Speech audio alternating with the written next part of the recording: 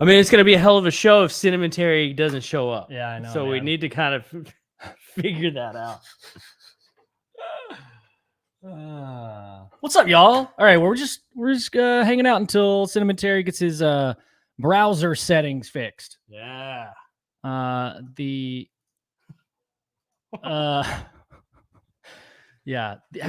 an alien, you would think that you would know how to use technology, but Cinnamon Terry's having a little bit of an issue. He's different, right?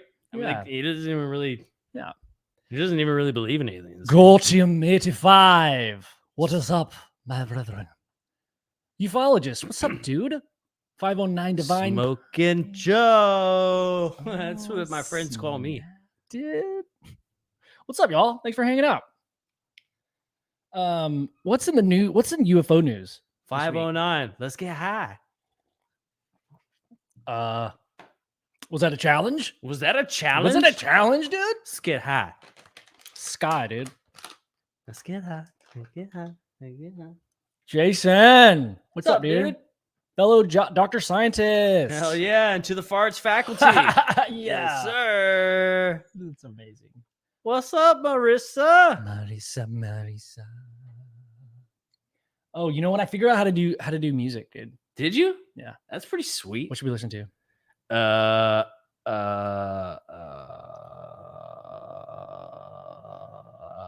Tribe. Tribe. Oh, I had that It's right there. Where? Boom. Oh. Or Diggable. Okay, here we go. I mean, I guess that makes more sense, right? Yeah. Yeah. Okay. I was told that this is how you play music. Little mood. Let us know if it's working in the chat, y'all. We can't If tell y'all can hear it. because we can't hear from y'all's computers. Oh, Cinnamon Terry just joined. Hey, Cinnamon Terry. He's backstage. I wonder how he's gonna.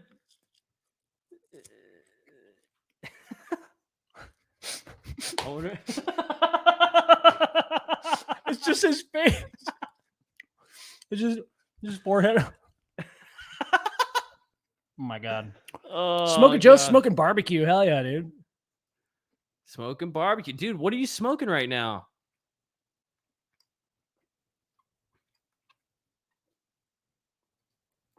I hope it's chicken. That sounds dope. Brisket, man. Brisket. When was the last time you had brisket? Also, 2 days ago.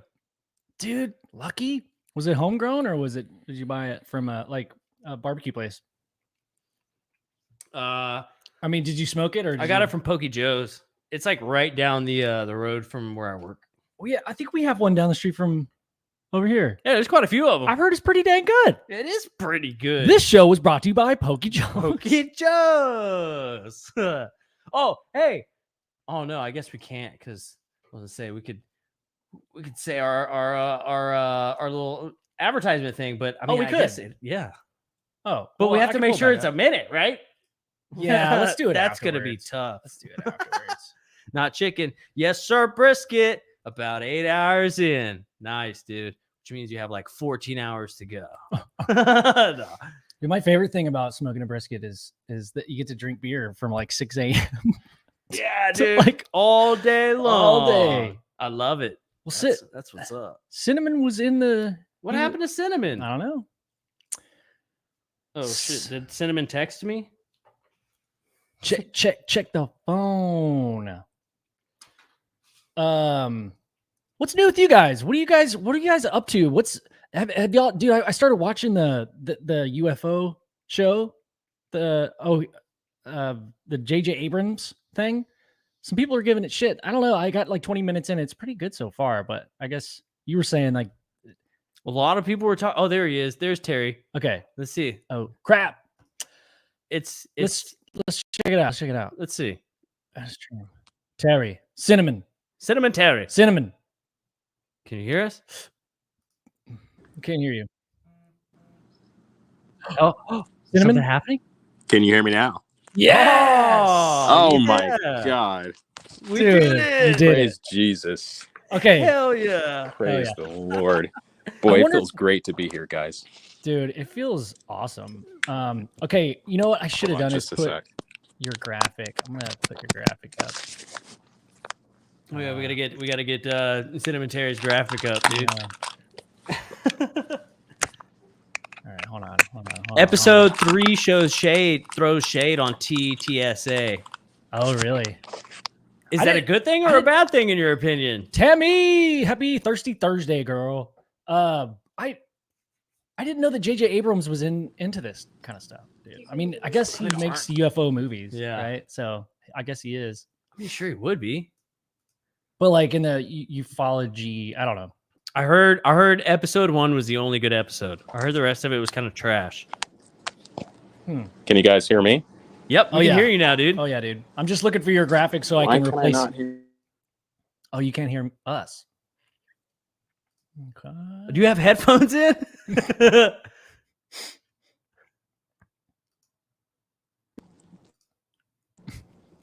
Can you hear us now? We're professional, you guys. Oh, okay. Hey, Terry. Terry. Oh man. Yeah, lots of dead air, guys. Sorry about that. We are figuring some alien technology out right now. How do we? Oh, he backed out. How do we replace his profile image with Cinnamon Terry's? Doesn't he have to do that on his end? Oh, yeah. That's gonna be way. That'll be way too much, dude. Yeah. Okay. That'll be way too much. Okay. Let's see. UFO Apollo 11. What's up, dude? UFO community seems to think it wasn't very UFO community friendly, but I could be wrong. Interesting aspect. I feel like the longer we do this podcast, the more divide there is between mainstream and the community. Yeah. Where I wonder like where that split started to happen, because I mean, alien and UFO movies have been around forever and culture. Okay. Oh well, he's gone again. Hey, Terry's gone. Terry's fucking with us. Damn it. Hey, Amanda's in the chat. Hey, there she is. That's my smoking hot wife. What's up, baby? And Terry. Oh yeah. Thursday Blur's Day. Oh, dude, I love that. Blur's Day, dude. Our camera was a little blurry earlier. Oh, was it? Are we blurry right now? Are we Bigfoot? Blurry like you're partying, dude. That kind of blurry, dude. Oh yeah. 509, dude. You getting a pump? You getting a good pump or what? Sometimes you got to get a good pump. What his old Arnie says? He's like, getting a pump is like coming. Wait, you mean like giving somebody a ride on the back of your bike on pegs, right? No, like getting a pump in the gym, dude. Oh shit, that's what's up. All right, we got some Terry's back. Terry's back. Let's All right, let's try. Terry. Can you hear me? Yeah. Can you hear us? Oh my God, we're together. We did it. We Dude. did. Oh Oh yeah. God. What's up, guys? Was it difficult? Not much, dude. Not much. We're just chilling. We're just chatting with everybody in the chat room right now. Yeah, dude. I don't know if it was difficult, but it's an IQ test that I definitely failed. So I was telling Joe, like, is it? Don't you know, like, really advanced technology for being from another galaxy to not know? Oh you man. have no idea how many buttons and knobs and cords I had plugged in and out of all sorts of stuff. But I got it from Guitar Center, so it's locally. I'm like picturing your setup, like your computer setup, but like you've instead of a keyboard, you've replaced it with like a synthesizer for like all the keys, but they're like not labeled, so you have to like musically find your way. Yeah, again, the low IQ thing, but it's cool. I'm making it work. That's what's up, dude. That's what's up. Well, let's start this thing off the right way, dude, with the intro and stuff. Okay, so we're gonna remove you just for a second. Hang in there, Cinnamon Terry. We'll bring you back in just a second. I mean, technically, you can stay there. Just be quiet, right? Oh yeah. So we don't lose anything. Okay. Let's not mess anything up. Let's leave it exactly like it is. Deal. Okay. You ready? Yeah. All right. Hey, this is another episode of UFO Garage. I'm Ben. And I'm Joe, and this is where we talk about UFOs, aliens, and all things weird. Yeah. What's up, everybody? We're here with Cinnamon Terry. Ben's here, of course. I 'cause, made it. He's part of the show. I came here. This is also his house. So It'd be weird if I was here alone. Like, hey, what's up, everybody? hey, I'm just in Ben's house. He's sleeping right now. That's pretty cool. Oh man, Sonny, what's up, dude? How you doing, man? Yeah. Well, I was like waiting for him to respond. I don't know. It's been a really long day for me, so that's retarded. We're still getting used to the live stream. We really don't know how to Oh my gosh. how it Oh my works. gosh. Cinnamon Terry, say what's up to everybody. Oh my gosh. Hello, guys. It's me. Was that the quickest way I could have introduced myself? That's perfect. That's the best way possible, actually. Me. What's up, guys? Not a lot, dude. Dude, I'm freaking excited that you're actually able to make it on. Like, we were able to make this happen. It's pretty cool. I've been waiting my whole life for this moment. Yes, dude. Hey, can I rename you to Cinnamon Terry? Yeah, sure. Why not? Okay, I just want Dude. people to know, who were, because you're a legend in the UFO Garage fandom. You've been around. People know you, man. I don't know if you know this, but Cinnamon Terry, big name. Lots of stories. But I met Cinnamon Terry when I was in college. yeah, And we've been friends ever since, dude. hell yeah, dude. That was my first freshman year and your last freshman year. Yep, that's how that went. Yep. I had 3 freshman years. I should have just given up, man. Yeah. And I only had a freshman year. Like, that's it. That's as far as I got. Well, I wasted my money, so you did the right thing. Oh, that's good. That's good. Well, I thought I was gonna go out into the world and make money, and I didn't do that either. So I guess we're on the same level. What did you guys learn from that experience from going to well, I guess I'm gonna slip. Cinnamon, you said you had 3 freshman years. Joe had 1 freshman year. I feel like what did you walk away from that experience with? Well, come on, we know debt. What acid is like. Yes, I expanded my mind in ways that I don't regret whatsoever. It was good. Yeah. Yeah, Dude, dude. we learned how to smoke weed in the weirdest ways. Yeah. Dude, were you there when so Joe told me about when somebody, I guess one of y'all's friends worked at the mall and had like this. Yeah, it was Josh. It was the sausage, and y'all got the skin off of the sausage Oh and my used it as rolling paper. dude, Joe. Okay, so this exists in my memory as a fable that I almost don't even believe. But I had so many witnesses there. You were there. We made it happen. We worked Yep. at a sausage place where they sold seasonal sausages, like really high dollar stuff that people who shop at Dillard's buy. And we stole all the sausages because we got them for free. So we're broke in our freshman year in college. We're eating sausages for breakfast, lunch, and dinner. We have. But anyway, one day, I can't remember whose idea it was. I think it might have been you, Joe.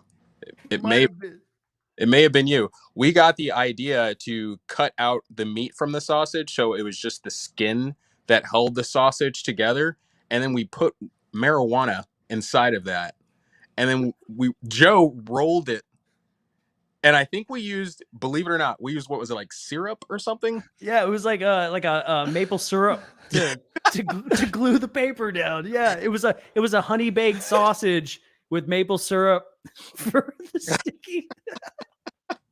So you guys did you try the spit first?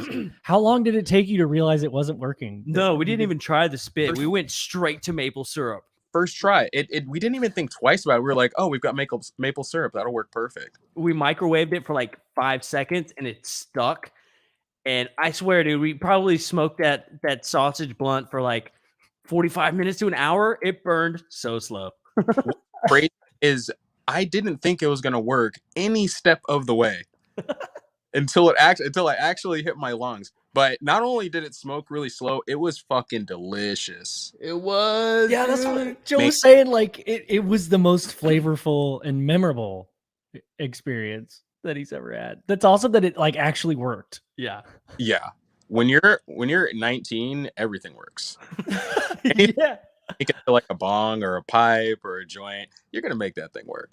Oh yeah. Oh yeah. Yeah, man. That was friggin' awesome, man. Yeah, we had a lot of fun. Dude, okay, well, I've got another interviewee style question. So I've been thinking about like what I was gonna ask you all week, and this is like A lot of thought into this. a lot of thought put into this.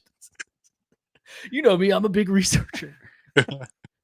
But like, dude, so with your experience there, the mind-bending conversations you guys must have had. Oh Do you- yeah, dude.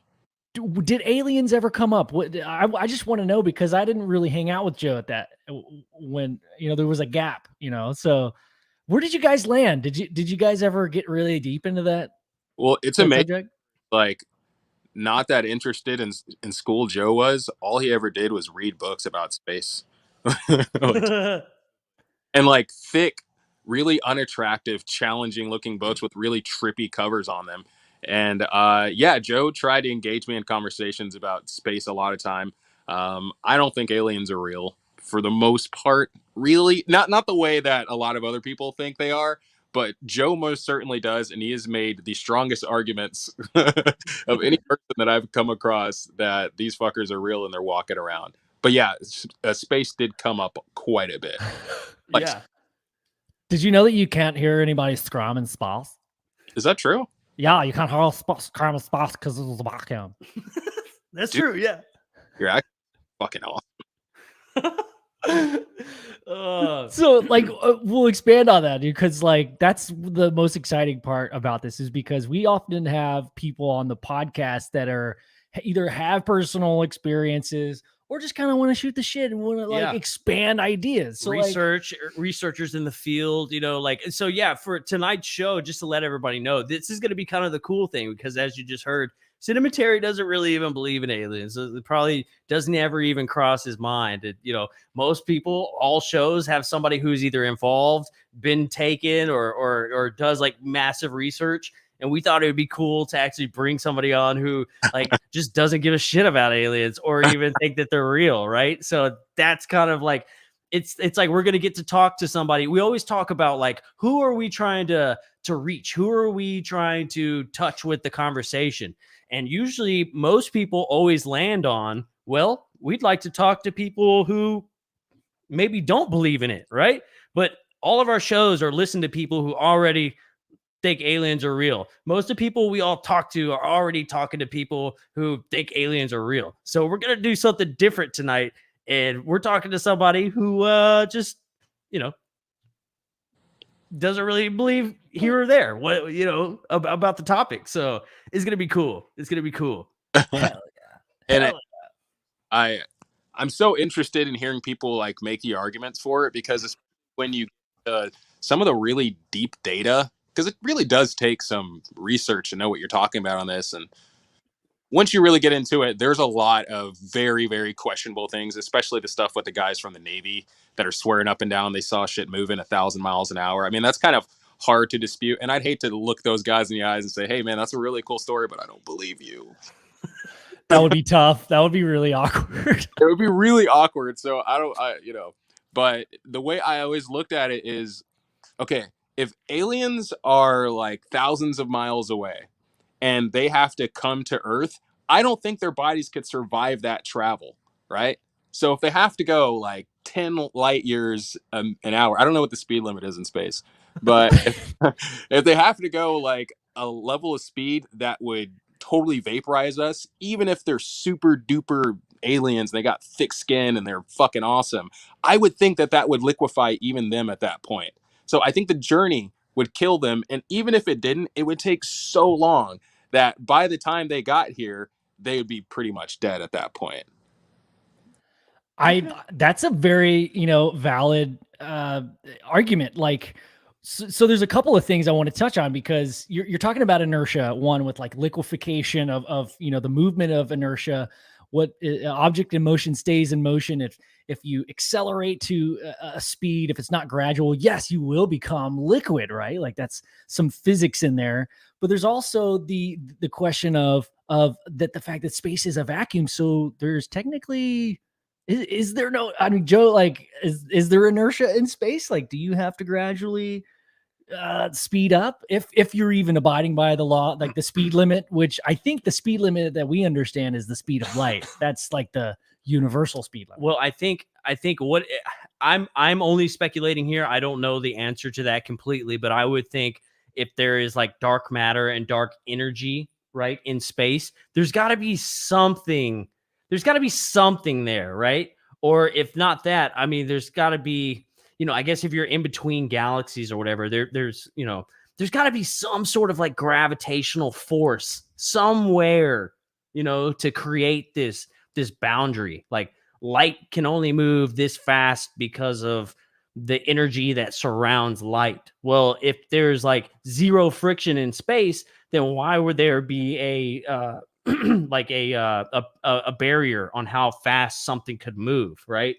So I don't know, maybe somebody in the chat knows, but I think there's got to be something that probably limits you a little bit.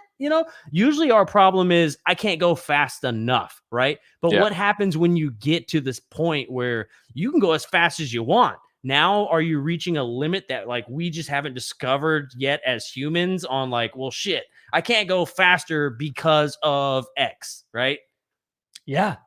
It's like law, like I don't know, the law of relativity. It's when you're making an observation, you're always relating it to something else. So yeah, you got to start somewhere. So if we're talking about like, speed and time travel and all that stuff, it's all relative, man. Right. So if aliens or like if UFOs can travel basically faster than the speed of light, isn't that pretty much time traveling? Like something can appear before the light hits it? Yeah, I would think so. Yeah. Yeah, it could be. Really talking about, instead of like interstellar travel, it's more like, is time travel possible? Which I think when you look at it that way on its face, it's very easy to be like, well, no, that'd be gnarly, but no, it's not possible. Yeah. But then we even get into the discussion on time and how time is relative to your place in space specifically, right? So say if there's like in between here and the next solar system over in the Milky Way galaxy, say there's like a wormhole that you could theoretically go into. If you technically only had to travel to Saturn to reach a wormhole in our solar system, that would actually spit you out halfway across the Milky Way galaxy.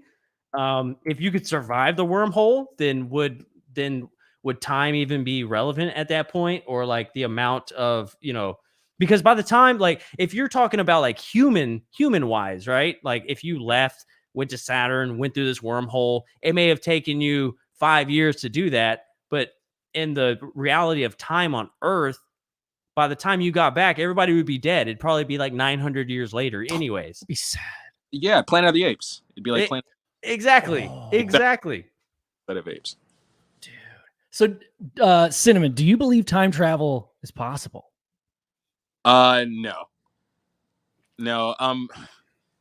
I don't know. I would imagine like the trial and error to get time travel correct. First, let's rewind. So I watched this movie, this show with James Franco. It's called 11/22/63. Yes. Have you seen that? So fucking good, dude. Holy shit. So basically, I don't want to give anything away. If anyone hasn't seen that, please watch that. But like the idea is he's able to travel in time, and it's not ever explained the mechanics of the time travel. It's as if he walked through what I would think is called a wormhole or a black hole or just a tunnel where you can travel through space and time and shit like that. I think that there being a secret like area that you can walk straight through and suddenly you're in a different dimension, that is a little bit more plausible. But the actual flying part of it is what gets me. The actual physical object that's made to propel a certain distance, a certain speed for a certain amount of time, I can't get attached to that. But if we're talking about someone stepping through a wormhole and suddenly being in another dimension, that's at least kind of plausible. I could see something like that maybe happening, but like on a regular basis, I can't see it. And I feel like a lot of people really want it to be true that the aliens are moving around and shit, but it just seems more likely that it's like government airplanes trying to do time travel, government airplanes trying to figure out how to go through space. And we're seeing those and thinking that they're actual aliens. And the government's like, yeah, sure, they're fucking aliens. Yeah, that's totally plausible. I totally believe the idea that the government's got some crazy shit that they're working on. Oh, yeah. I guarantee you they're trying to, get to the speed of light. I mean, uh, uh, damn it, what's his name? Ben Rich from Lockheed Martin, right? When we talked to Jim Goodall, he's even got it in his book. When he talked to Jim on the phone right before he died, and like he even stated this at a conference as well. The president of Lockheed Martin Skunk Works, they asked him, the question about ETs, and he said that not only do we have the technology to take ET home, I have the contract. Right? So when you have a guy like that saying stuff like that, it's kind of strange. And then also he says, whatever your mind can perceive, whatever you can think of, we're way ahead of that. We've either been there, done that, or realized it wasn't worth our time to keep trying. Right? So those are two huge things from one of the biggest, companies that works on spooky aircraft, for the military, for the government. They're contractors. I mean, they do big work. And, that's the kind of stuff that I like to pay attention to, is when guys like that say statements like, yeah, not only do we have the technology to take ET home, but I have the contract to do it. Is fucking crazy. Did he show the contract? Like, did he? Oh, no, he won't show you that contract. No. God, I want to know. I want to see it. I know. I want to see it too, man. I want to see it too. But, we're still cruising around in shit that they made in the 80s that is like the best airplane possible today. You know what I'm saying? Like, yeah. I mean, these B-2s and like the F-117s. I mean, these are like big ass airplanes, and they have the radar signature of a bumblebee. Like, that's fucking insane that they're able to do that, man. That's just crazy. So, yeah, I totally believe that the government's definitely trying to do something crazy. And some of the stuff we see is probably them. I mean, when you start talking about the Aurora program and the stuff that they've been trying to do with these triangles for the longest time, like people always claim that they see triangles. And, I think while some of the triangles could be ours, some of the triangles are definitely theirs. And I'm on both sides when people talk about that. But then you talk about the triangle that Terry Lovelace saw out at Devil's Den National Park, and that thing was the size of a Walmart. What do you mean by triangle? It's literally like a black triangle. I think it was a delta shape, right? It was not sorry, I don't mean to like jump in, but like, wasn't it like a rhombus shape, or am I getting that? No, totally no. wrong? Terry's was a triangle. Oh, it's okay. like a literal triangle, but Yeah. he said it was like multiple floors high. Yeah, and it was massive, like as big as a Walmart. Yeah, as big as a Walmart. Was it like gaseous stuff floating around, or was it like a solid thing? No, it was a solid thing. He said it had lights on it, and that it just hovered right over them.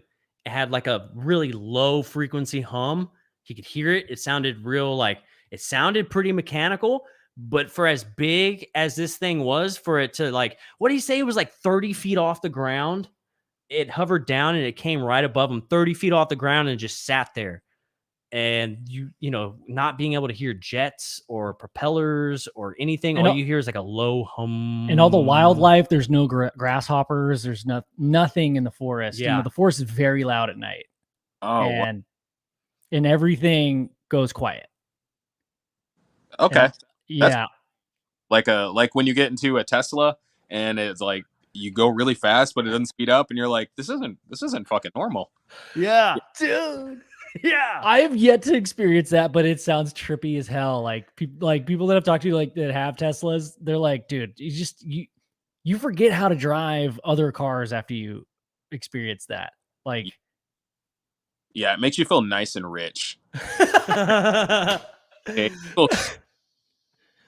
Uh, Does it make you feel like just better than everybody immediately, or is it like a gradual thing? Well, no, I don't have a Tesla, so I'm driving passenger side in someone else's Tesla. So it makes me feel much less. It makes me feel much worse than the person that's actually driving. Because I drive a lot, and it doesn't do anything for my self-esteem the way the Tesla works in it. But Yes, dude. So you could also think about it this way: like he's your chauffeur. You know, you can flip that. that's what I pretended. It was funny. There was a funny story I heard today about a Tesla that had crashed, and the guy that was telling the story, he was like, "This whole story is pretty ironic. Just how it all happened. There was a guy in Austin who actually crashed his Tesla. Crashed a Tesla, right? Which Tesla's supposed to be pretty safe. I mean, from stuff like that. But they said he crashed his Tesla into a gas station." And then they were talking about how like Tesla owners are usually like environmental type people, or like just very conscious about about the government. I mean, not the government, just about the environment and like the way that they live and stuff like that. And they said that when the fire department showed up, the Tesla had actually caught on fire. And now normally it takes 500 gallons of water to put out a gasoline vehicle while it's on fire. This Tesla took 40,000 gallons of water to put out because the batteries kept exploding next to each other in the chain and kept lighting on fire. So it took over 40,000 gallons of water, and it took extra diesel in the truck to keep the truck running to be able to pump the water. And it took multiple fire trucks, and he crashed into a gas plant. Or a gas station. So they were like, how ironic is that? Wait, so it took 8 times the amount of water it normally does to put it out? Yeah. Dude, what is Elon Musk planning? I have no idea. There's got to be a button where he can activate as many of those as he wants to. He's a creepy guy. I don't trust him. He seems like, when I look at him and I look at his face, I think to myself, something's not quite right here. And now his cars explode. Yeah. Well, the car exploded, but it's because the guy ran it into a gas pump. Oh, okay, yeah, that's right. So that's partial. Hey, so we have a question in the comments. Sonny wants to know, do you think Bigfoot is real? What's up, Sonny? No, I don't think I don't believe in anything. No, I think Bigfoot is real. I can totally see it being like a prehistoric type of like bear monkey monster thing or I guess that would be Bigfoot. Okay, never mind. You're describing. No, but I could see it being like some sort of like big bear or anything. But come on, all the guns we got here, someone would have caught that thing by now. All the cell phones we got, someone would have gotten a picture of that thing. Now, it's possible Bigfoot was real before. I could totally believe that there was like a giant bear or a weird monkey monster like in the 1300s, 1400s. But at this point, there's too many people walking around with guns, killing delicious animals. And I think Bigfoot would have caught some. So, no, I don't think Bigfoot's real. I love that. Did you know that Oklahoma just provided an actual Bigfoot hunting license that you can purchase? Oh, no. Yeah, it's a real thing, dude. Oh, no. That seems like an excuse to... It's like, oh no, I thought he was Bigfoot because he was so tall, and then I shot him, and I have this license, so there's my plausible denial.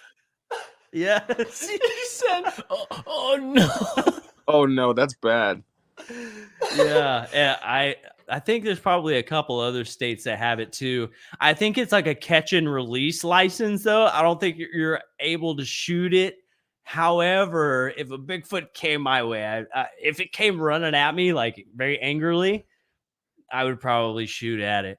Like, have you ever seen someone shooting at a bear? Yeah, doesn't do shit, dude. I see charge a guy, got shot in the head, and the bear like stumbled and kept running. If Bigfoot is who he's supposed to be, dude, you're still getting eaten. Yeah. I love that. I love that you're open-minded about that, and you're thinking about it, with an open mind, but also critically and like applying. So most people just say no, and I don't care to even continue the conversation. Like I love that you're brave, like you're going in that direction because, dude, that's such a good point.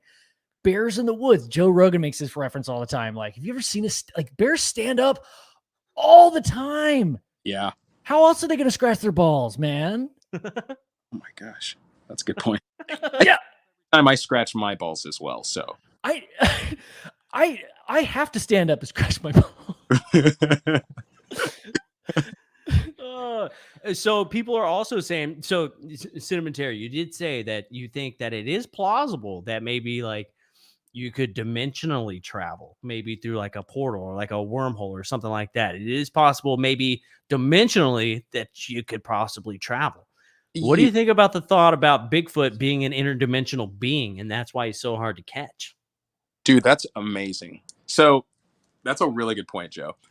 Lately, everyone's running out of things to watch on Netflix and Hulu and stuff. I found Sabrina the Teenage Witch again. Hell yeah. Hulu. Holy crap. That show is amazing. It's an amazing show. Are you talking about the old one or the new one? The old one. I try to watch the new one, man. It's not for me, dude. Okay. It's pretty dark. It's really dark, actually, the new one. But I'll finish the whole thing. It was good. Was it? I might try to watch. It's good. Yeah, so Sabrina lives in the mortal realm, and then every once in a while, her family can go to the witch realm through a dimension, like an interdimensional wormhole in their closet. So they go into the closet, lightning strikes, and they're in another dimension. So if, let's say, interdimensional travel was plausible, it would work that exact same way. Bigfoot would absolutely fit the profile of someone that would be moving in and out. So would the Loch Ness Monster. So would vampires. Yeah, that's a really good way to put that together. So if Bigfoot was real, he would be an interdimensional traveler. But I don't think he lives here. Yes, dude. There's also a cool theory that you know how like sometimes like people are assholes and like they'll get a dog. And then they're like, I don't like this dog. So they just drop the dog off at the end of a street somewhere and hope somebody picks them up. There's this idea that maybe Bigfoots are like dogs for like aliens and they just get tired of them and they drop them off here on Earth. Oh my God. Well, is Chewbacca a Bigfoot? No, yeah, it's gotta be, of. dude. He's a Wookiee, you know? I would say a Wookiee and a Bigfoot. What's the difference? They're pretty similar. Well, a Wookiee has more of a dog nose, I would say. And honestly, I think, dude, I'm in a weird headspace at this time of my life where like, I'm like, everything's real, everything. But like, dude, if we were to have like a real thought about it, it'd be like, yeah, dude, Wookiees totally existed a long, long time ago. And Bigfoots are just like big feet, whatever, plural, are an adaptation where like they're more human-like. And there has been video, some have been debunked, that look more like a Wookiee, like their noses are like kind of like a knob kind of look, almost like a dog nose. Yeah.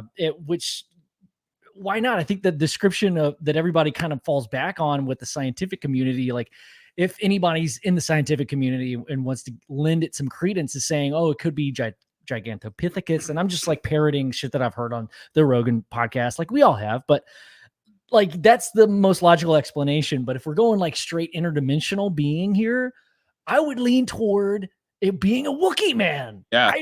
Dude. Yeah.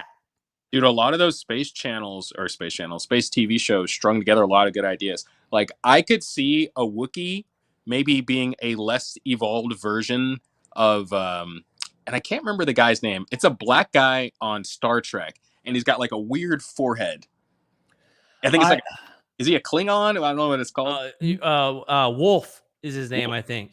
I could totally see them being like evolutionary steps from one of those guys to the other. And Bigfoot fitting somewhere in there, I can absolutely see something coming from another dimension, basically as a Bigfoot, evolving, or as a Wookiee, evolving into a Bigfoot, evolving into that the black guy from Star Trek, and then slowly becoming human.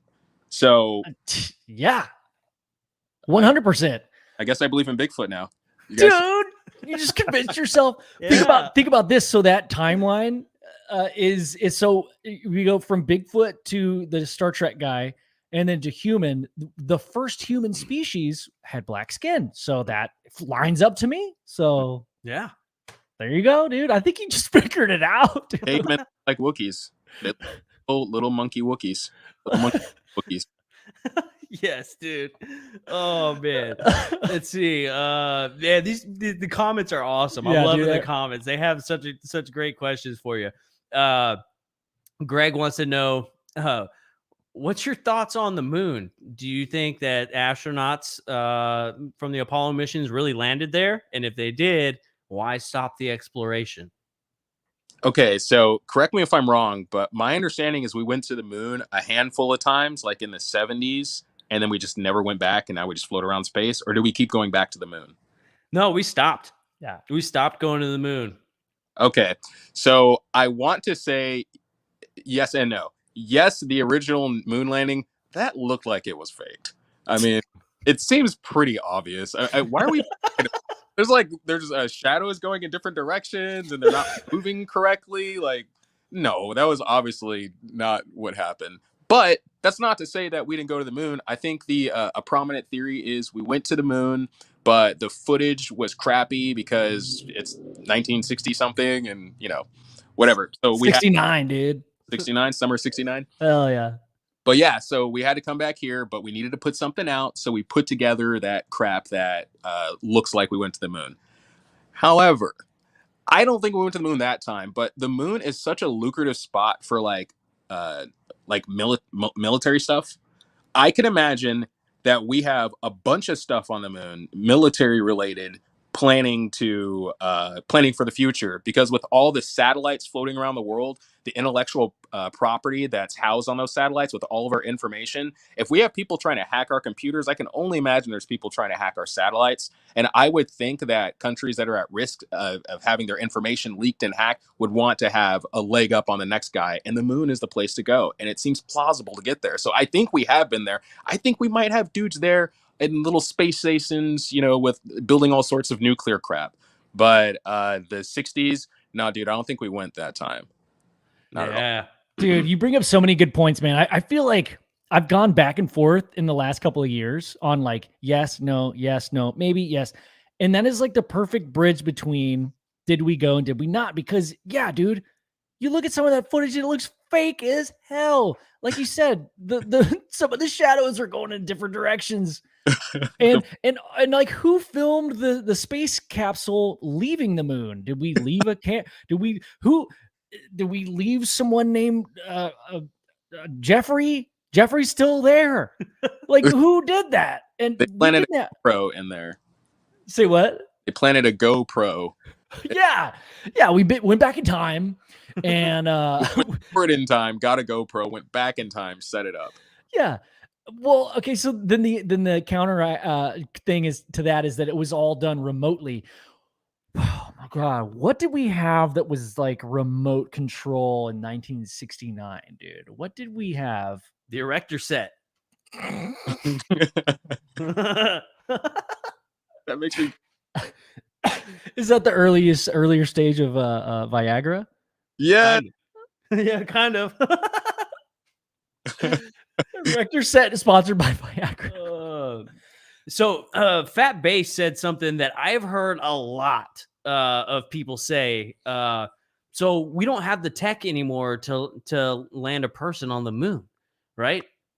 And maybe, but also like I really don't know if I believe that either, because one of the other things people always say is, there is more technology in that cell phone and computing power than there was in the entire capsule that landed the astronauts on the moon.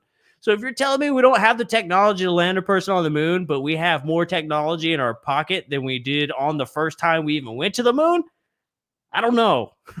I don't know about that. I don't know how I feel about that. No disrespect, Fat Bass, because I enjoy a fat bass. Don't get me wrong.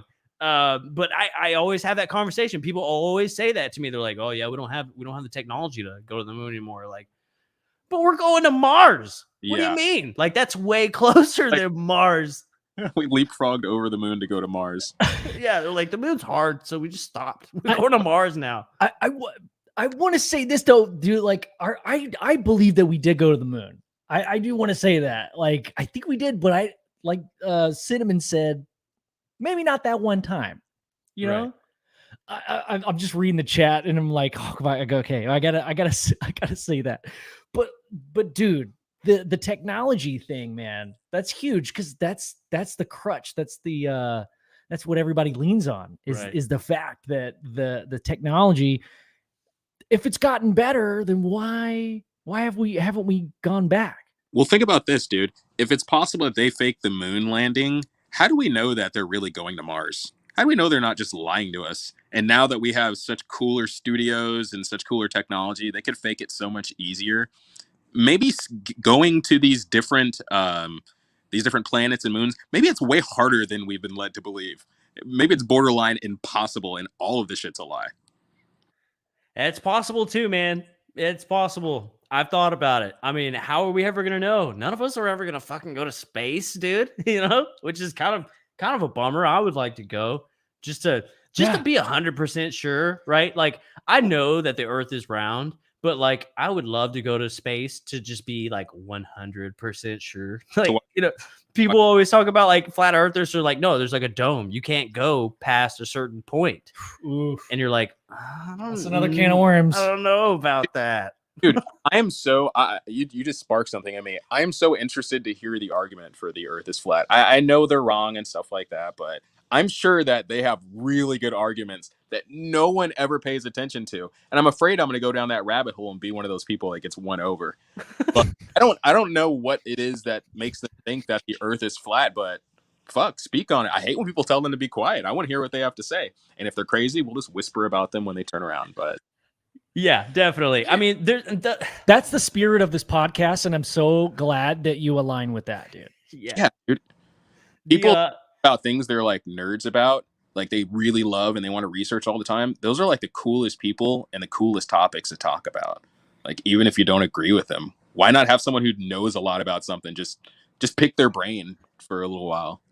Yeah, absolutely. I think the biggest ones that like kill the flat earth argument for me is like, one, like, well, how the fuck do you think satellites work?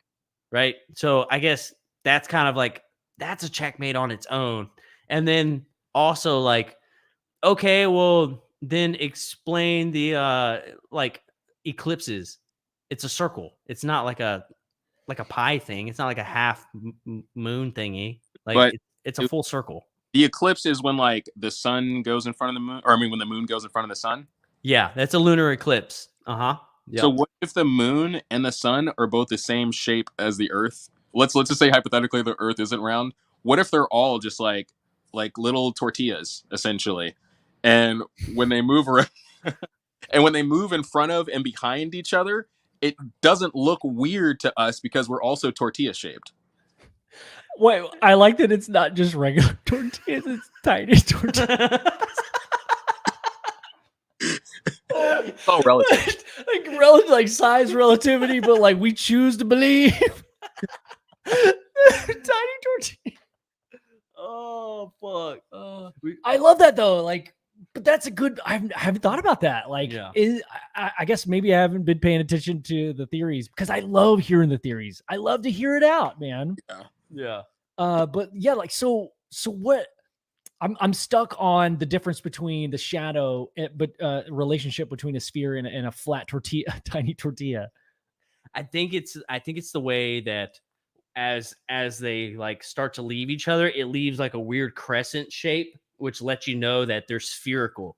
The way that the shadows are casted, it lets you know that those are spheres and not just flat surfaces. You're making me into a flat earther. Just you explain that. Look, they're spheres. Also, I'm just giving you shit, dude. I understood what you meant. And that and the horizon, right? Like, you talk to people about the horizon, they're like, no, the horizon doesn't exist. And they're like, and you have like people that are like in the Navy and they're like, no, it fucking exists. Like, I promise you, the horizon is there. Is that, are flat Earth people interested in UFOs? Like, what is their take on that? Because if the Earth was flat, I would imagine that'd be like a really badass landing strip for spaceships coming in from other planets and universes. Yeah, Ooh. you would think so, right? But Like- I mean, we're assuming that that UFOs like are landing with like speed, and they need area to like slow down, right? So Well, also the size. So like if you're small enough, the Earth is plenty flat once you zoom in, you're gonna have plenty of space. But if you have a spaceship the size of the Earth, then you do need a flat tortilla to land on. It If it's just that depends on how big, big right? the spaceship is. yeah. Yeah. But technically, you know, this is fun to think about, is that the Earth is technically a spaceship. Oh my god. You just blew my mind. Dude, does the Earth's core count as like a combustion engine? Is that Kind of. Holy shit, dude. I love that idea. Yeah, It's because what keeps everything going. it's fusion. Yeah. It's a tiny little sun on the Earth. Because in the middle. magma inside rotates. It's what keeps the polarities going. Dude. Is that the warm stuff in the middle is like Yeah. there? Yeah, you have like the core, and then you have like that outer like magma stuff that surrounds the core, Magma. and it keeps it moving. And if it freezes up or it stops, then like the polarities just flip, and like they don't know what to do. And then the Earth loses its magnetic field, and then the atmosphere goes, and then we are like, we're done for. We're done for, man. Is a situation like that even possible? Yeah, it is possible. I mean, well, scientists have said that like what the Earth has switched polarities like 3 times or something, right? I have no idea. It's not. I don't think it's a lot, but I think it's like know. 3 times. So like technically, like where Antarctica is, it used to like be on like the equator. That's why a lot of people think that Antarctica is so secretive, because there's a lot of shit that used to exist back in the day that we don't even know of. We haven't even explored it. We haven't done archaeological digs or anything, because like you can't like just go to Antarctica. Like you have to have permission to go there.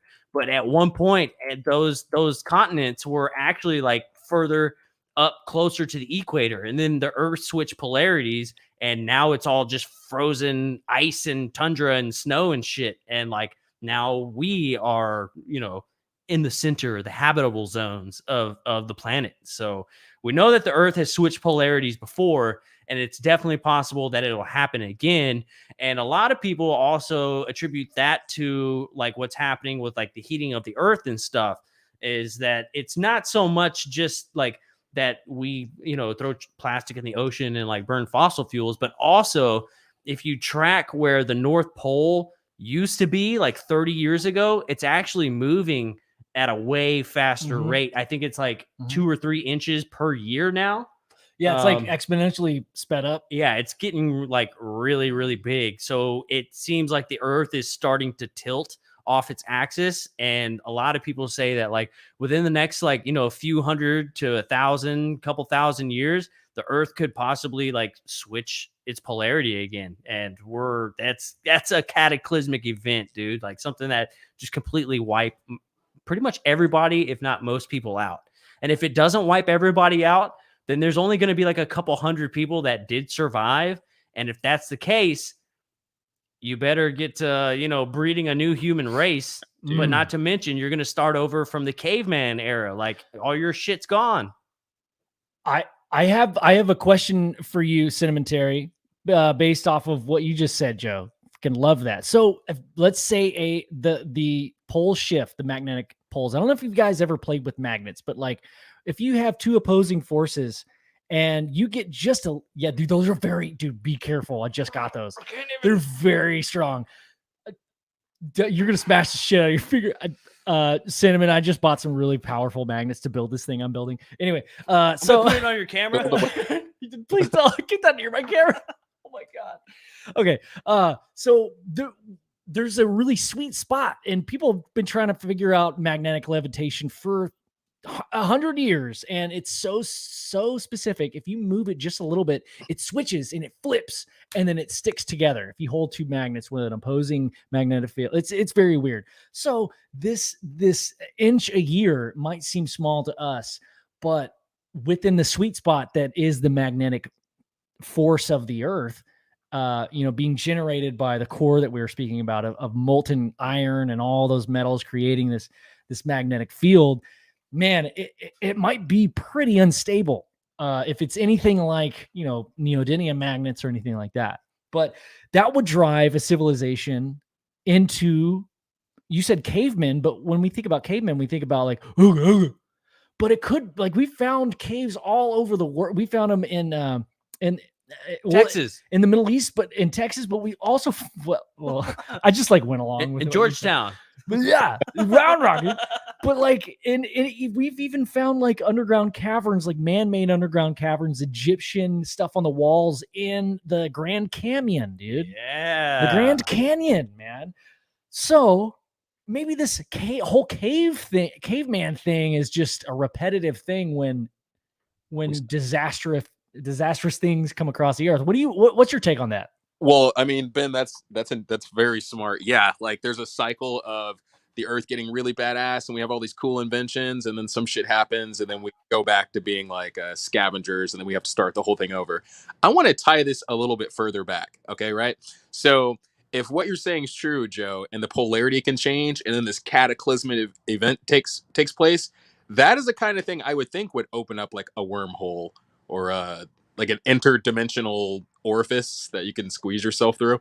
Hell yeah, orifices, dude. Hell yeah. It's a bunch of interdimensional vaginas everywhere. Tight, dude. Yeah, but that's what I would think. The caveman thing is actually a lot more practical. You don't have to suspend your disbelief for that. I mean, if you watch The Walking Dead, as soon as something catastrophic happens, suddenly everyone's back to being basically cavemen, like the most primitive kind of person that there is. So yeah, dude, I can totally see that happening.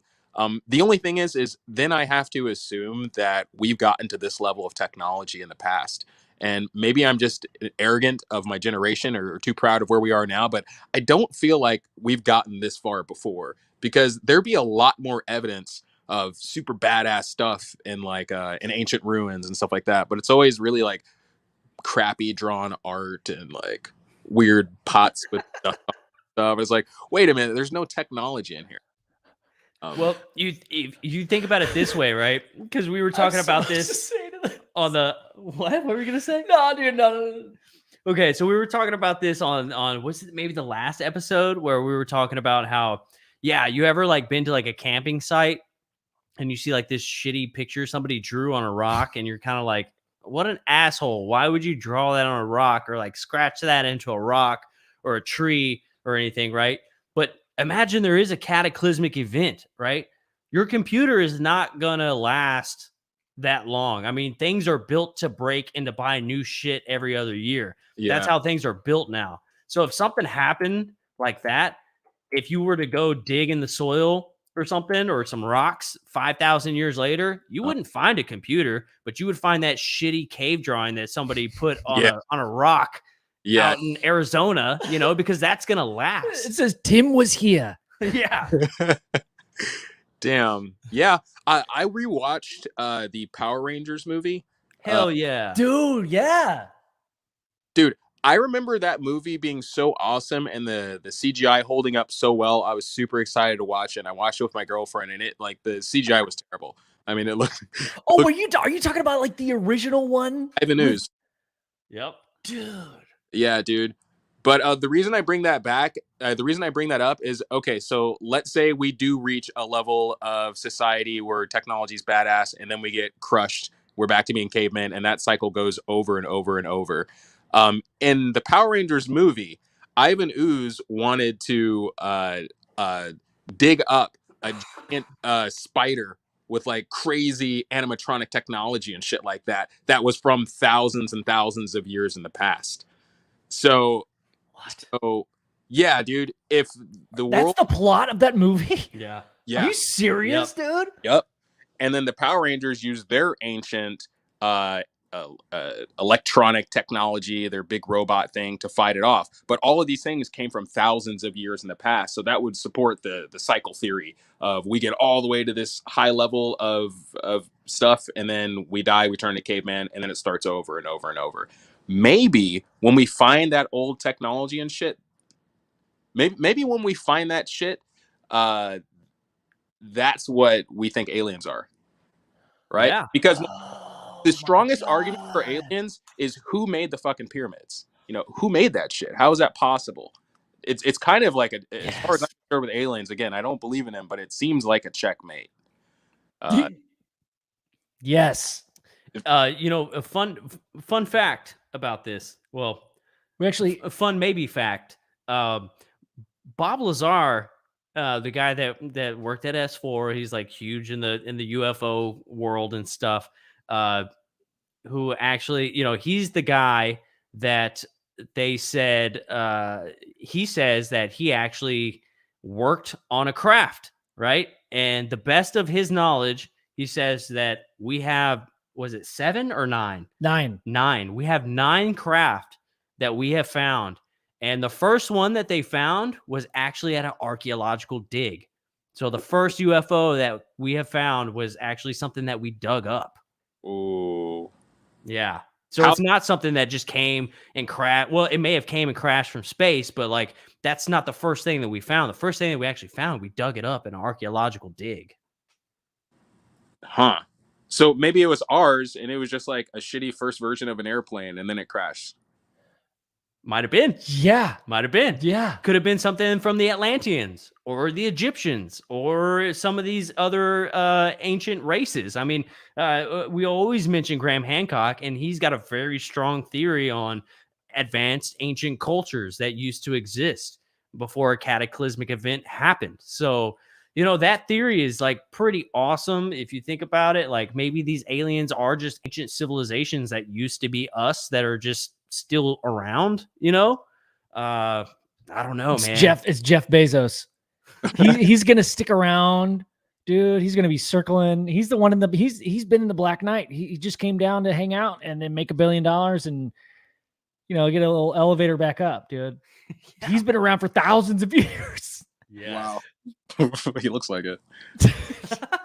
But dude, that Bob Lazar guy you mentioned, he's like a badass. I've seen him on like a lot of things. Have you guys talked to him? No, not yet. We've got a connection kind of, and I don't think the guy really likes to be public, and I'm kind of afraid to ask, honestly. Yeah. It's like a friend of a friend. Yeah, we know a guy who's like friends with him, and we've kind of been holding that card in our pocket like, hey, you think maybe Bob would come on the show? You know, we just don't want to play that card just yet, but I'm getting a little itchy about it. We're not handsome. We're not handsome enough. You're close. Dude, this is like, I don't know. You guys know a lot of stuff. I can't believe how much information you guys cram into your head about this. I don't know if it's like factual information. It sounds good to me. It's like, it all sounds, look, that's the crux, right? Like, I feel like what you were saying is a compliment, and I want to thank you for that compliment, because sometimes I want to, like, that means a lot coming from you, because I consider you like very, very intelligent person, and for you to say like, hey, it sounds like, you know, the shit you're talking about. Most people we talk about this stuff too, they're like, oh, I got to get away from this person, you know.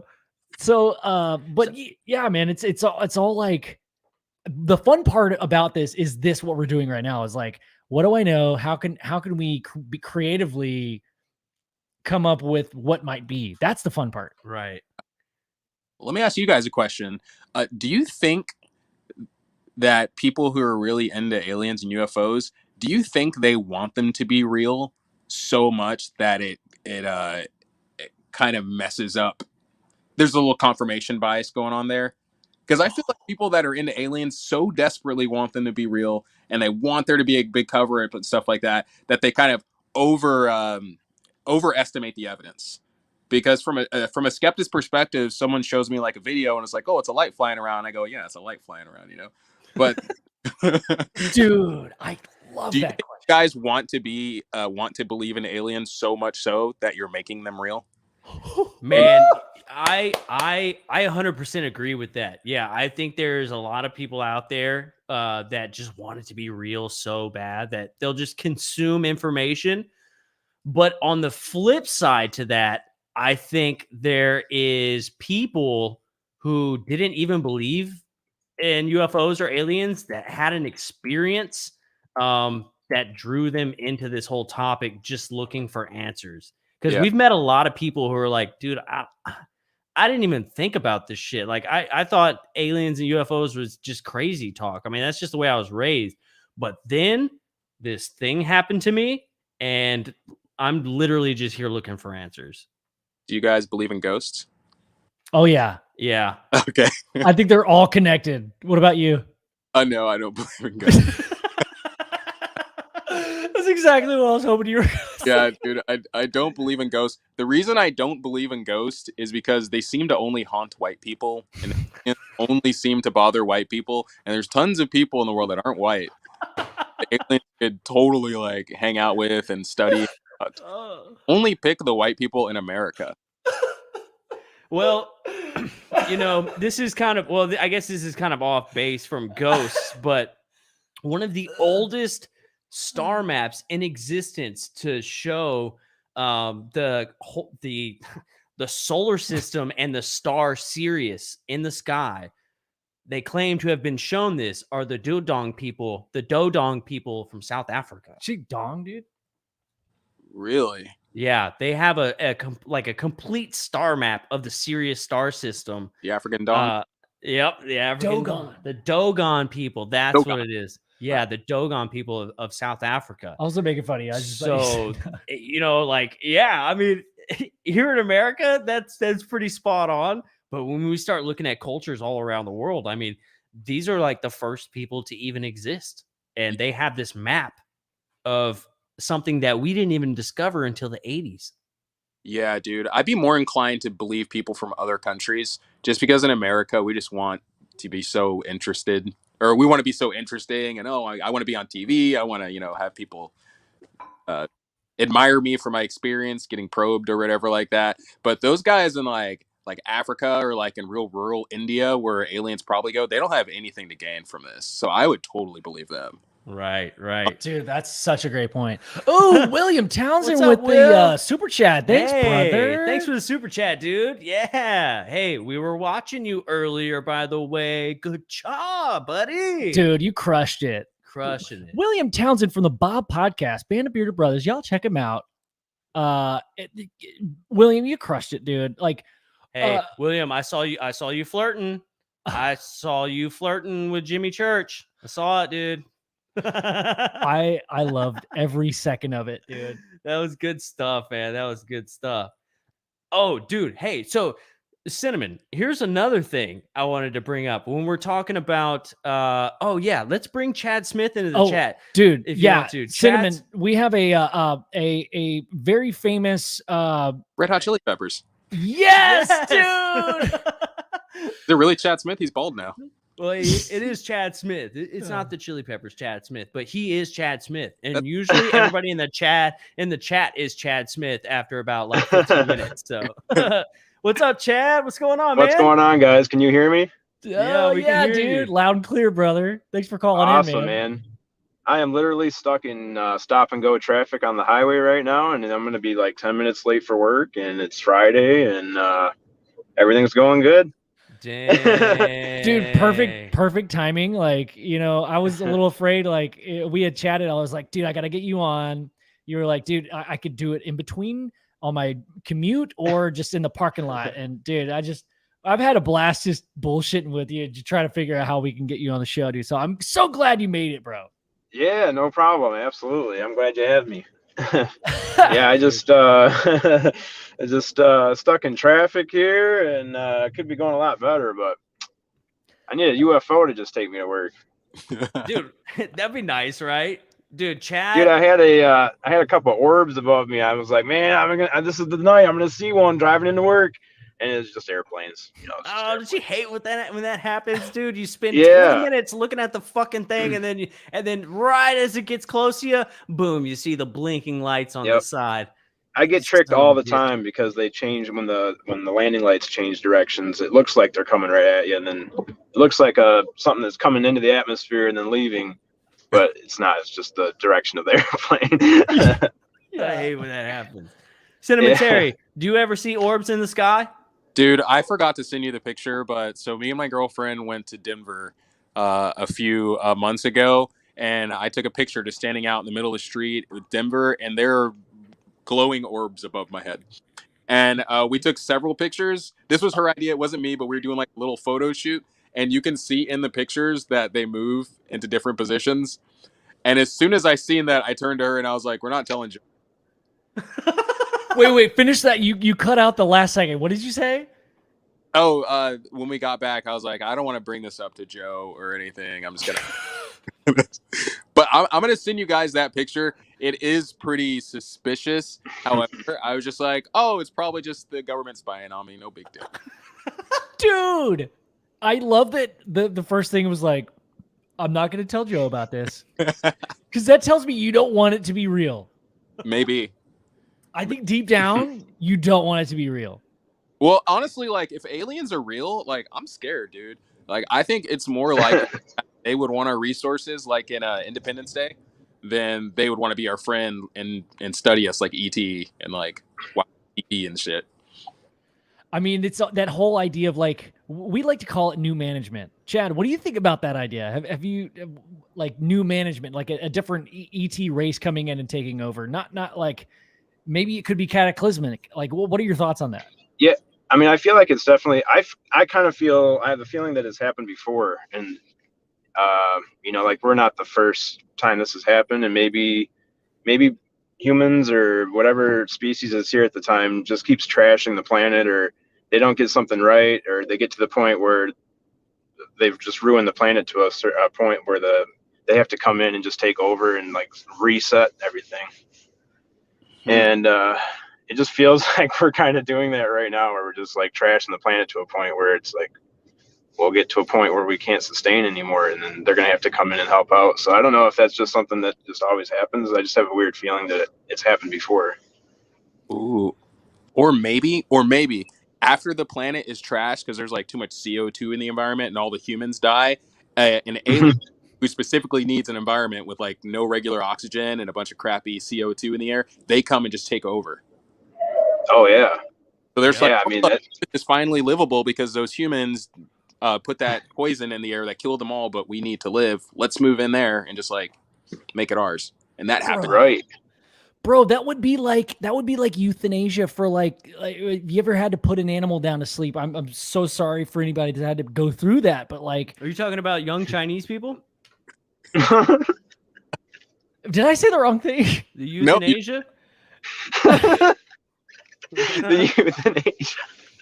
Wait, did I say it wrong? No, you said it right. Did I say the euthanasia? Oh my Everybody knows about the young people in Asia. Yeah, those young people in Asia. Every time they kill a dog for dinner. Oh no! It's the euthanasia's fault. You did it, not me, dude. Okay, well, I feel like I did say something wrong, but so John, Cinematary, you said like what you're describing slowly, like the CO2 thing, like this whatever, and I'm just like, we're not saying that this is true. We're just going down a path, right? To like, hey, they just don't want to step on us and squash us like a bug. They'd rather do it slowly. And it's like they feel better about themselves, and they're like, you know what, we did the right thing. They were already ruining the place. Did you see how messy it was? Well, they just come and start sweeping up. They're like, all right, this is ours now. Yeah. Yeah. I mean, isn't that what we did with the dinosaurs? Like, Pretty much. They're like, this place is nice. Or it's like, oh wow, let's start writing on the cave. Let's dress the place up a little bit. Let's put some rocks together, make a pyramid. Yeah. Let this place a fucking mess. Dude. I wonder if AI has anything to do with it too. Like, I like the idea where we're all just a bunch of worker bees working towards something, and maybe AI is that something. Yeah. Once we get to that point, that's when they show up. Show themselves. Like the idea that we're just the reproductive organs for artificial intelligence. Yeah. Yep. Now, they're already pretty much running shop on the galaxy.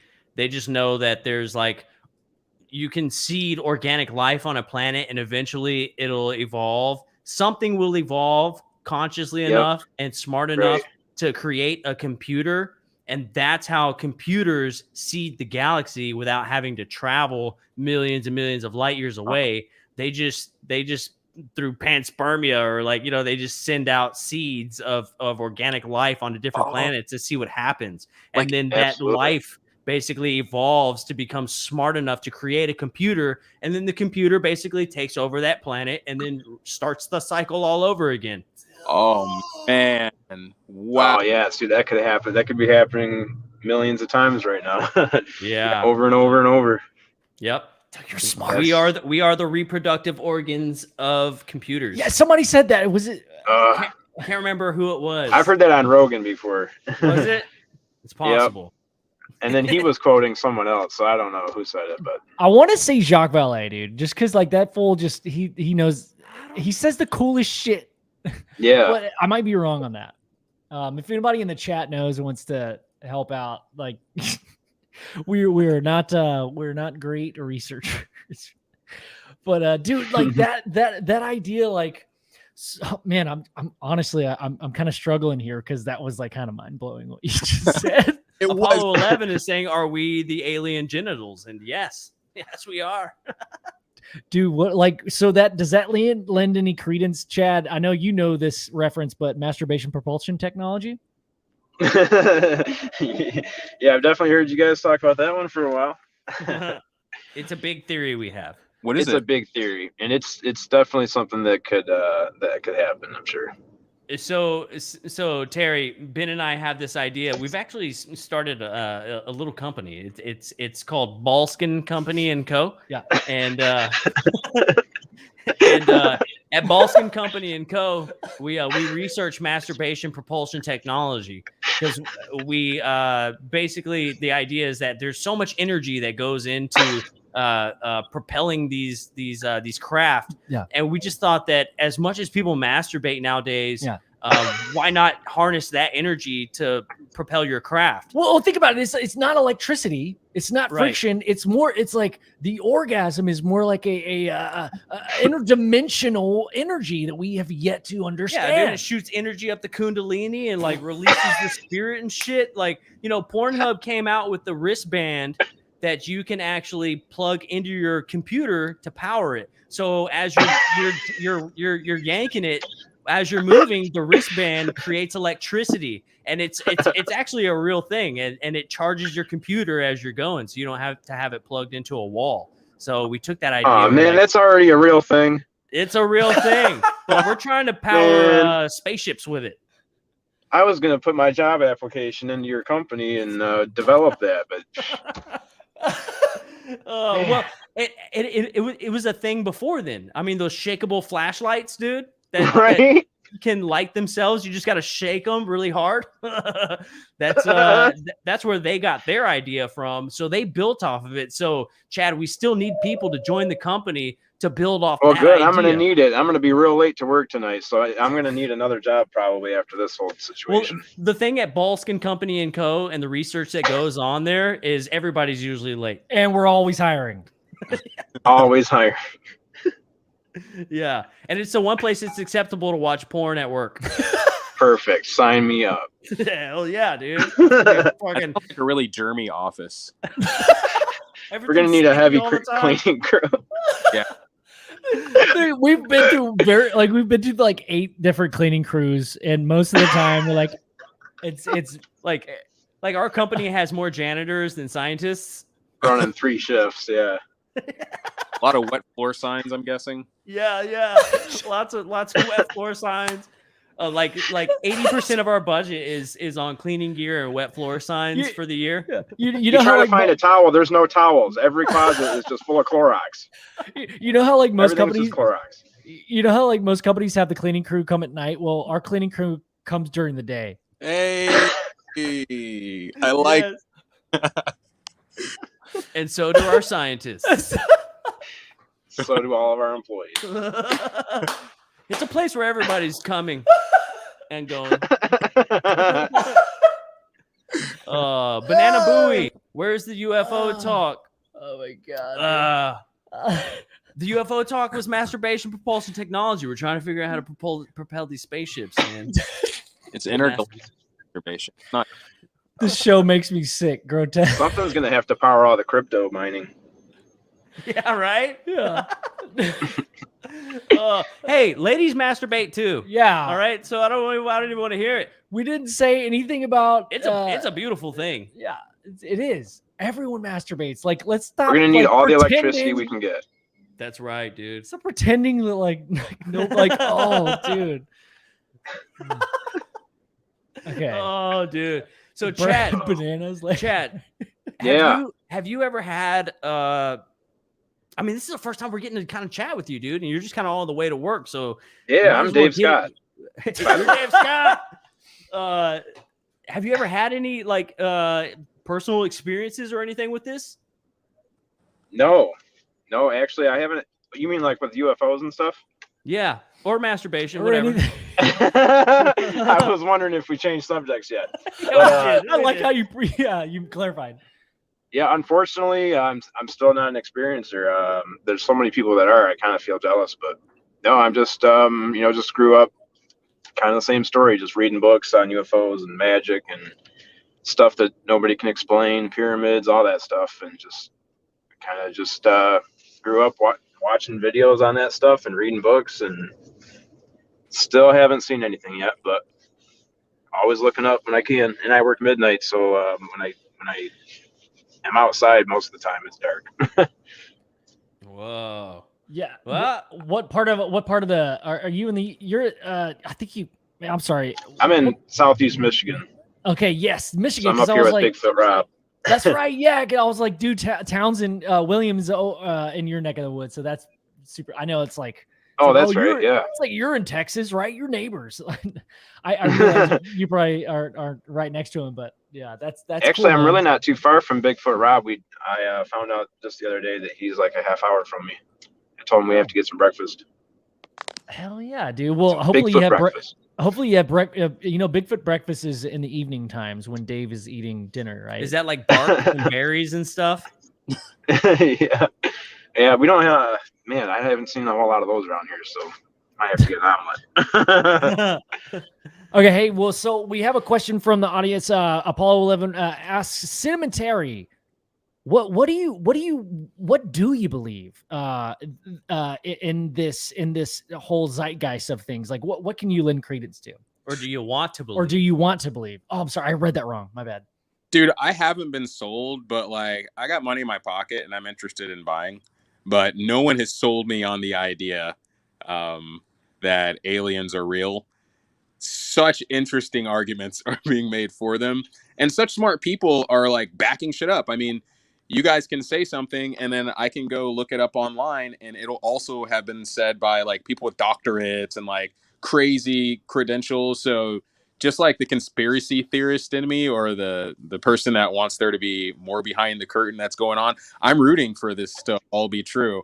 And I'm saddened that it's not. But Dude. I don't believe in magic, but I would go see David Copperfield.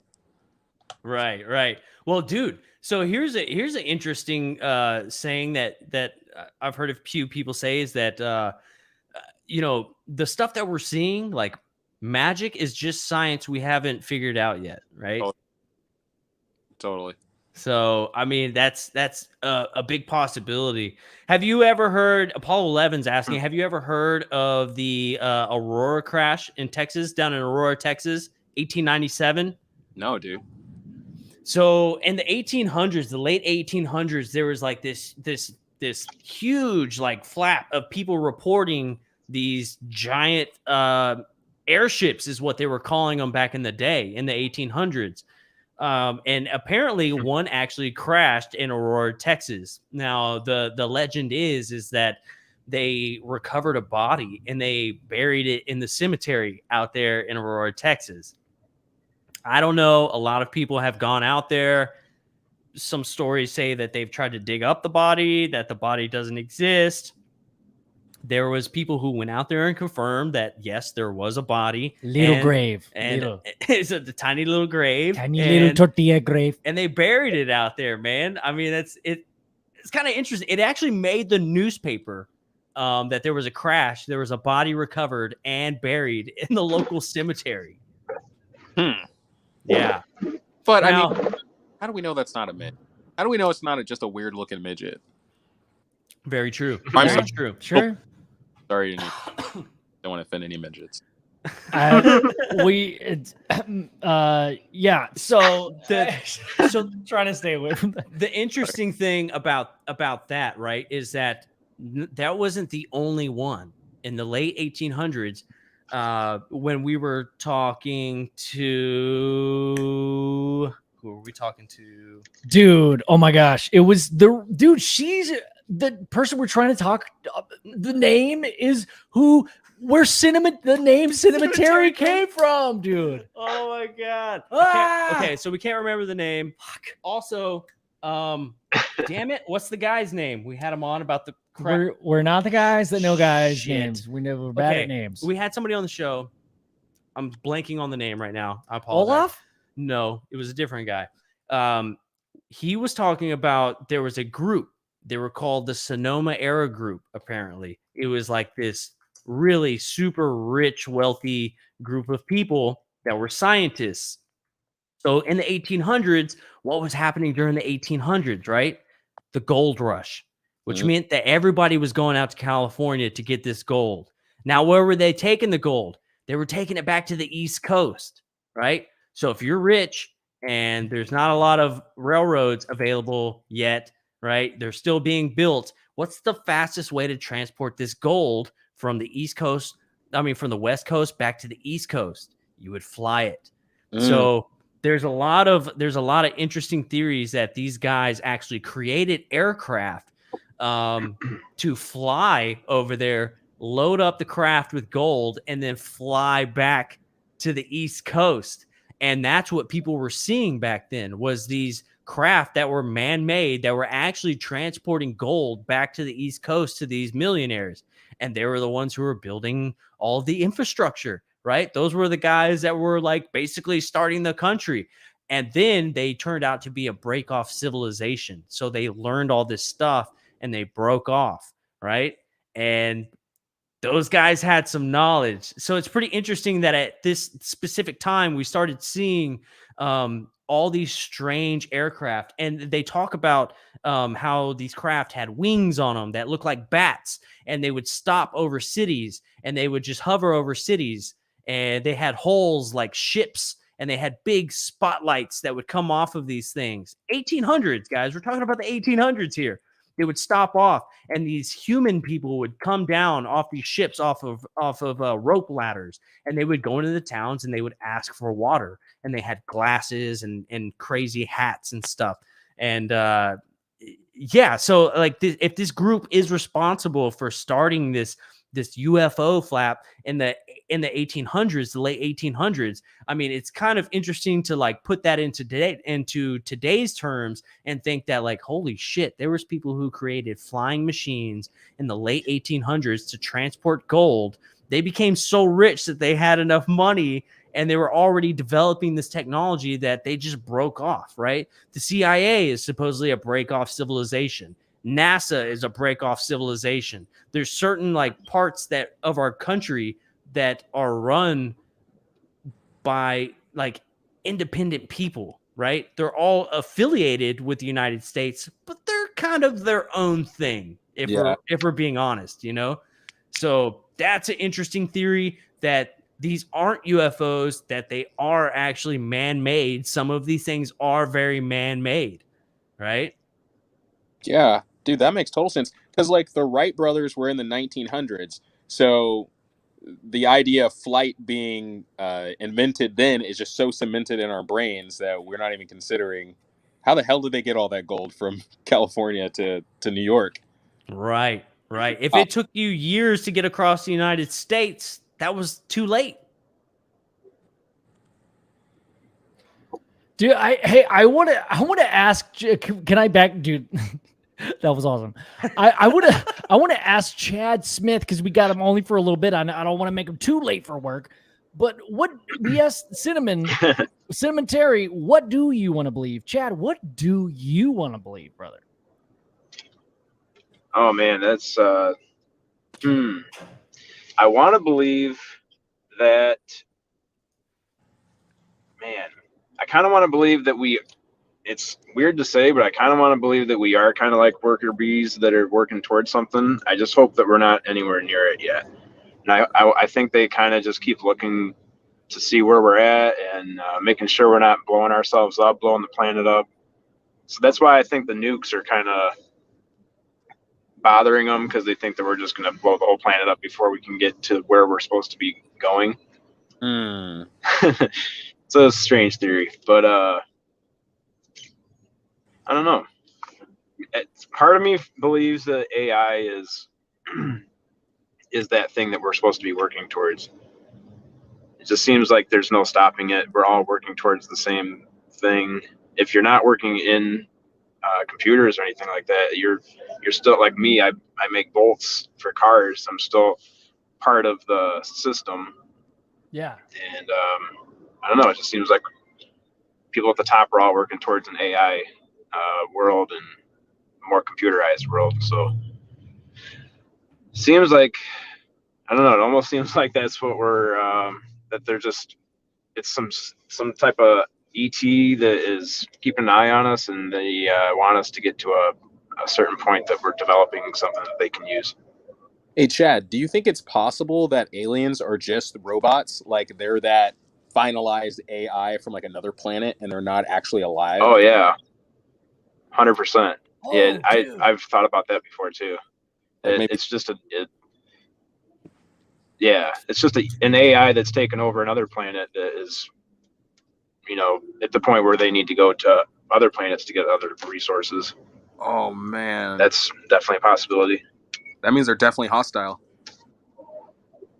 And yeah, dude, I have a lot of viruses on my computer. Fucking assholes. Can't do anything.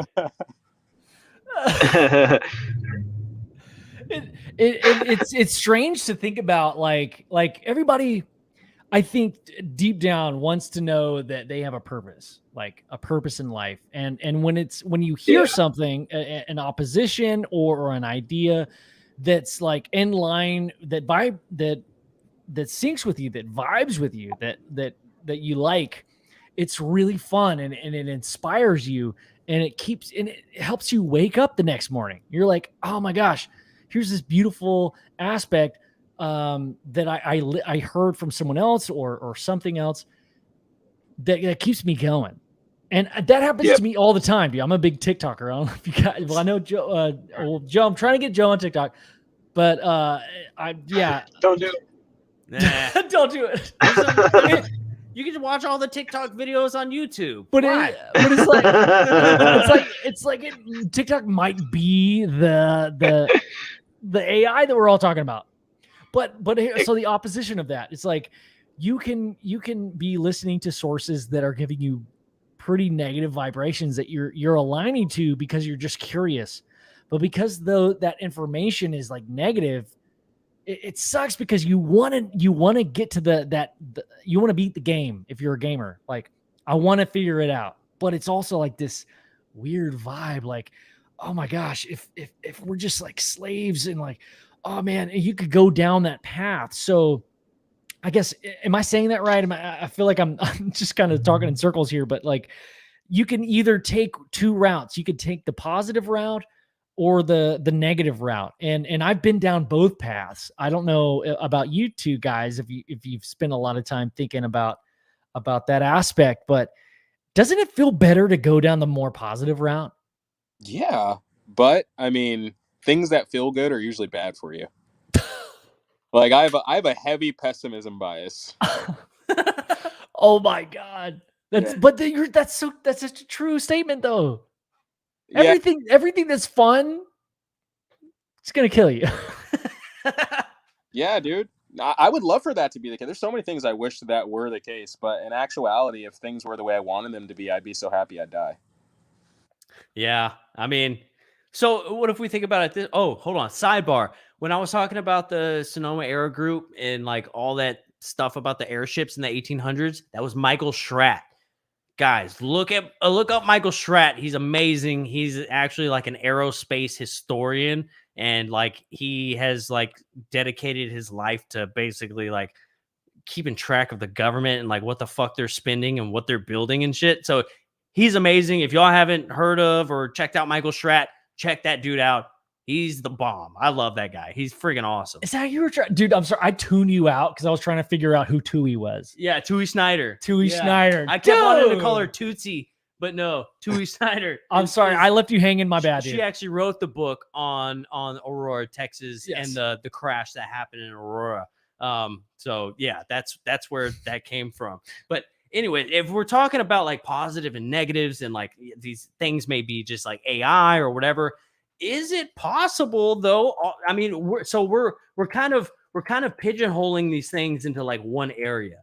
And how can we be so certain that, you know, it's not multiple things, right? There may be this AI thing that's taken over.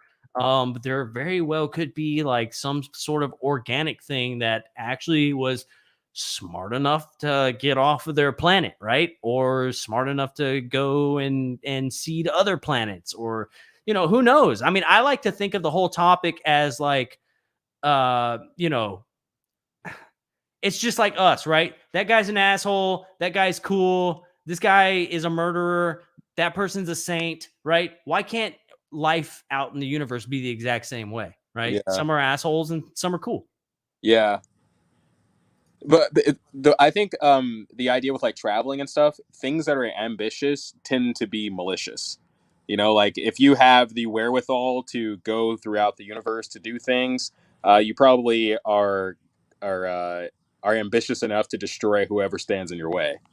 Yeah. A lot of the time, standing in someone's way just means existing too close to them. Yeah. Yeah. So that worries me. I don't know. I'm more scared of aliens than I were before we started talking. Dude, Chad's brain is gigantic. So the idea of aliens possibly just being the AI that already took over other planets, we just haven't been taken over by our AI, that's going to give me nightmares for the rest of the year. It's very possible, man. I mean, it's definitely a possibility. Definitely a possibility. I mean, Yeah, that's excuse you, Birdie.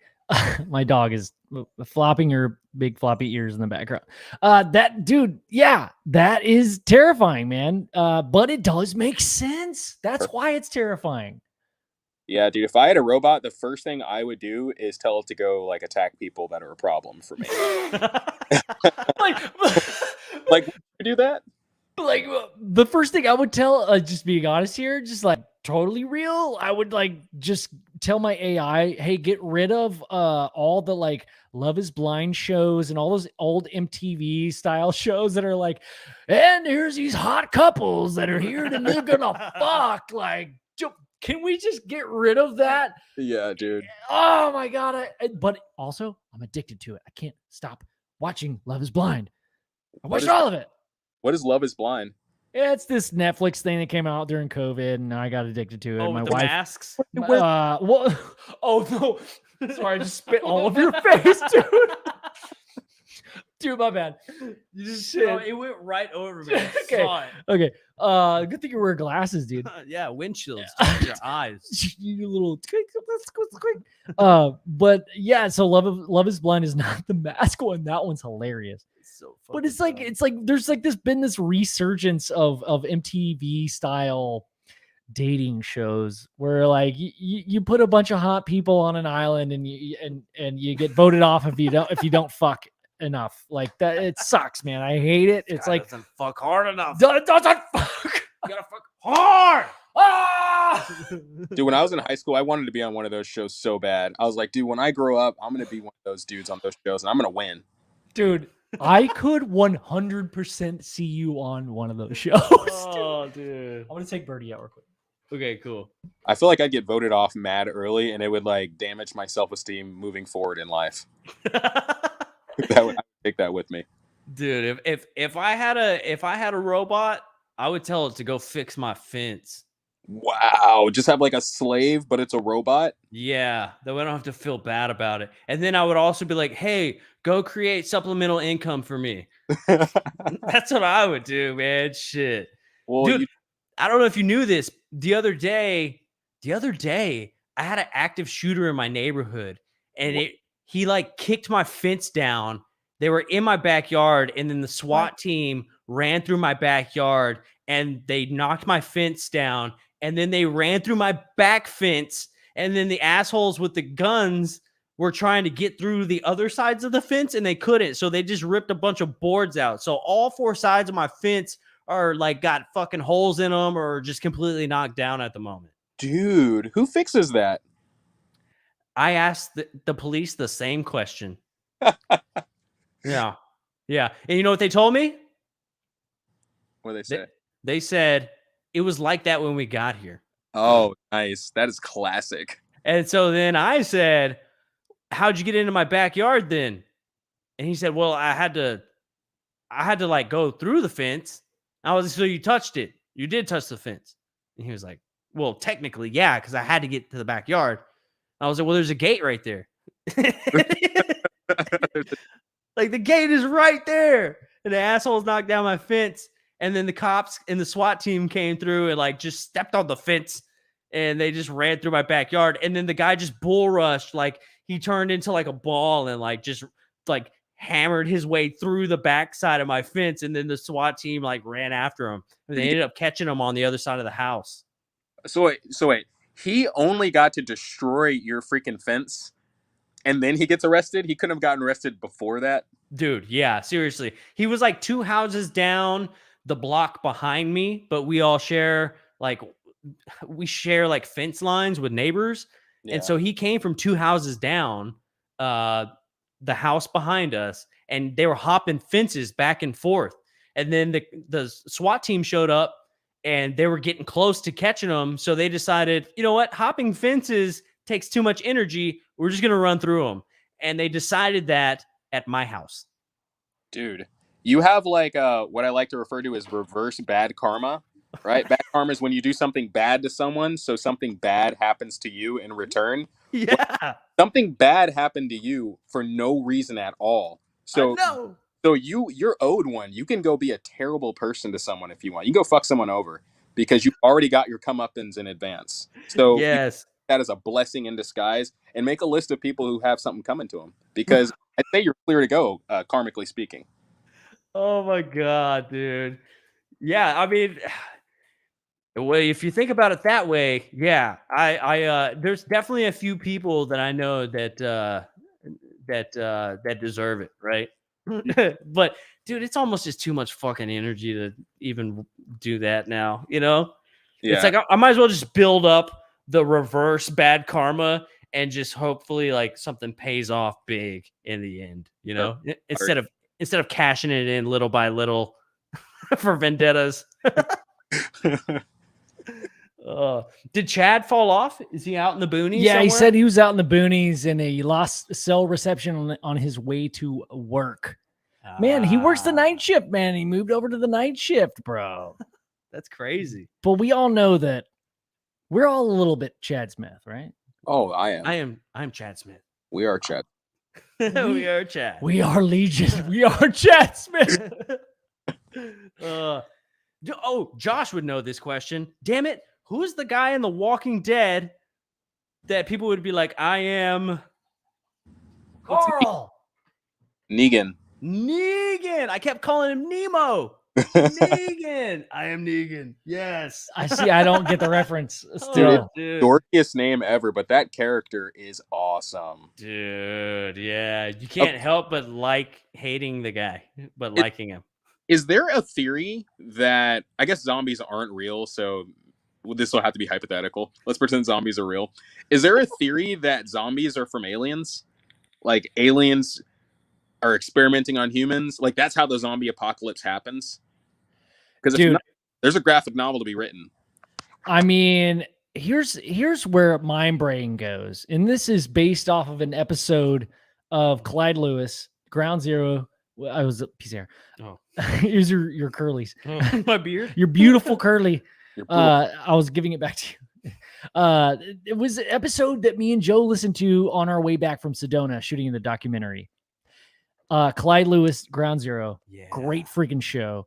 Talking about, I mean, the C word, the thing that everybody's been encapsulated by this past, year and a half, 2 year, what it feels like fucking 10.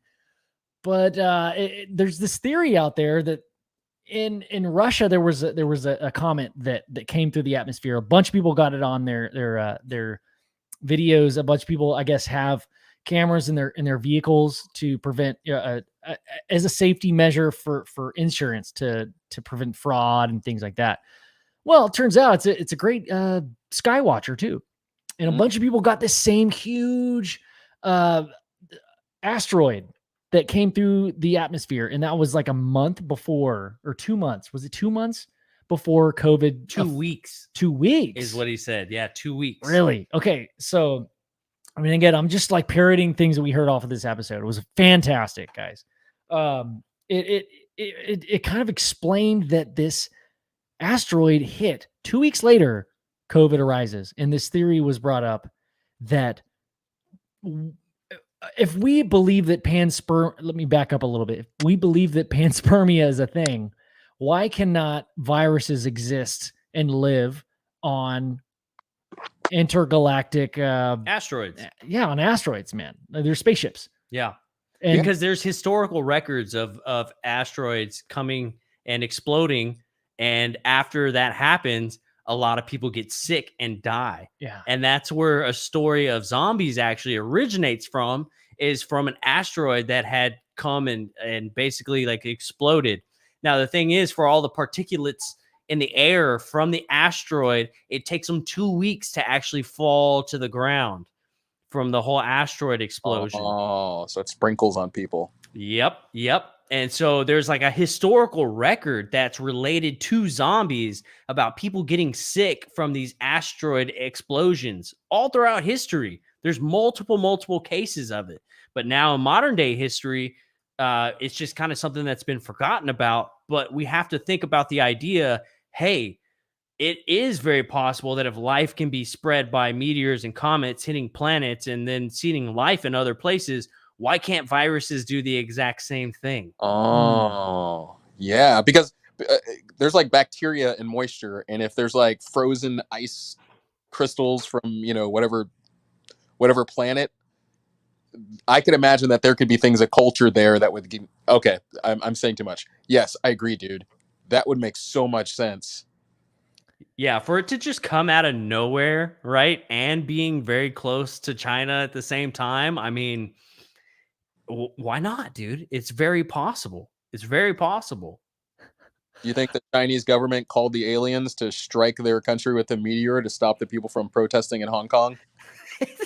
It's possible. I mean, I think it's more likely that they did release it on their people to stop them from protesting, and it just fucked up the whole world. But the idea that things can happen from comets, exploding, meteors exploding in our atmosphere is very, very plausible. I mean, that's super interesting. I mean, we just think about all the new shit that happens, like, and still to this day, there's record of like every time that there's like a comet explosion in the atmosphere that people do end up getting sick like 2 weeks later. It just so happened that maybe this comet was carrying a strain of COVID, right? It was big enough, is a mass large enough that, I mean, there's stuff flying through our atmosphere all the time. I mean, meteor showers. Come on, there's like every time tonight, the Perseids meteor shower go out around 12 o'clock, 1 o'clock. We're supposed to have, they're saying like I just checked 50 to 100 meteors per hour. Yeah, I just checked. There's nothing yet, but I did see that. Yeah. Like all this week has been crazy. There's stuff that constantly comes into our atmosphere, and there's just like, oh, I saw a shooting star, and then I went back inside, and whatever. But like, I don't know why I did that voice. I was thinking of like pumpkin spice, like I'm only here for the Instagram. That was the character that I did. I got it. You got it. I'm here for the snapshot so I can go home. Yeah. I just wanted to be a part of this Instagram moment. But an object as large as what hit around Russia, Ukraine area, also close to China, as you said, Joe, it was large enough to where you could imagine that the center would be preserved in a way. So preserved enough to maybe not only hold moisture, but also viruses and germs and all kinds of shit that derive from another planet or off of a bigger asteroid that it came off of. I don't know how planets exploding or asteroids flying work, technically speaking, but on Earth, they were like shooting nukes into the ocean and like testing them out. I don't know if that was like the 60s or the 70s, but like, Yeah. They did it like 2 months ago. Yep. really?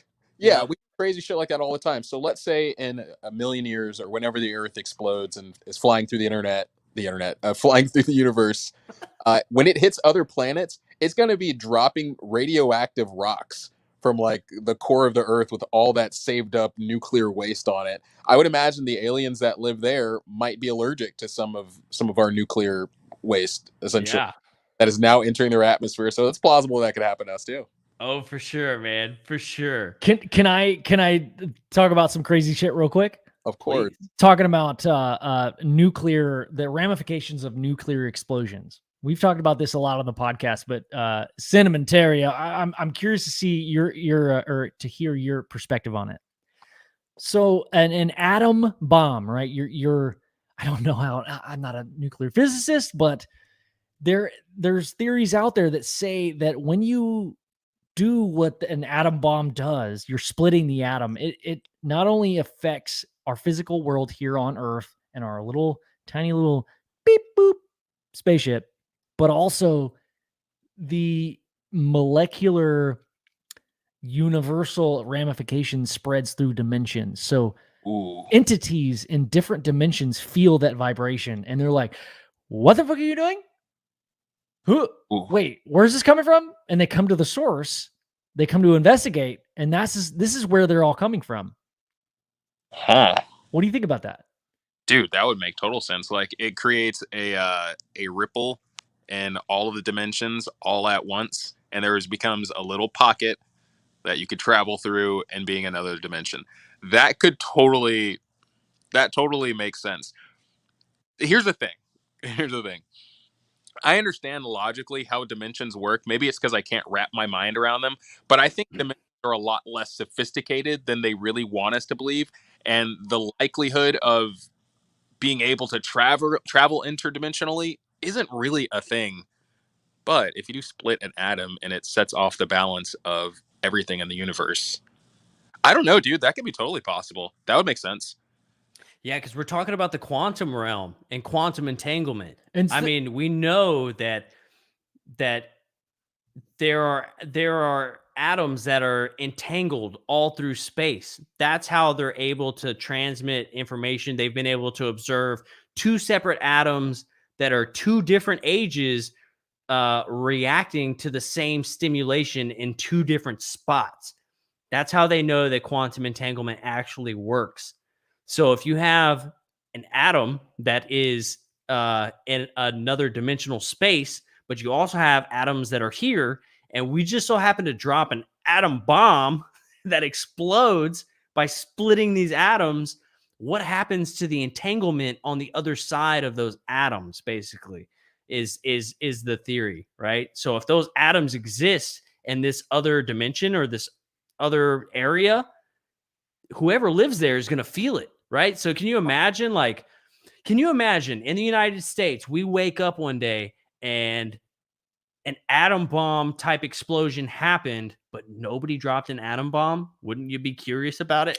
Ooh. Where the fuck did that come from? But nobody knows where it came from, and there wasn't an actual explosion. There was just massive amounts of destruction because of the collapse of the atoms, like in our dimension. Wow. The shit we already did. Bro. Yeah. That's Wow. okay. Yeah. So then you would what?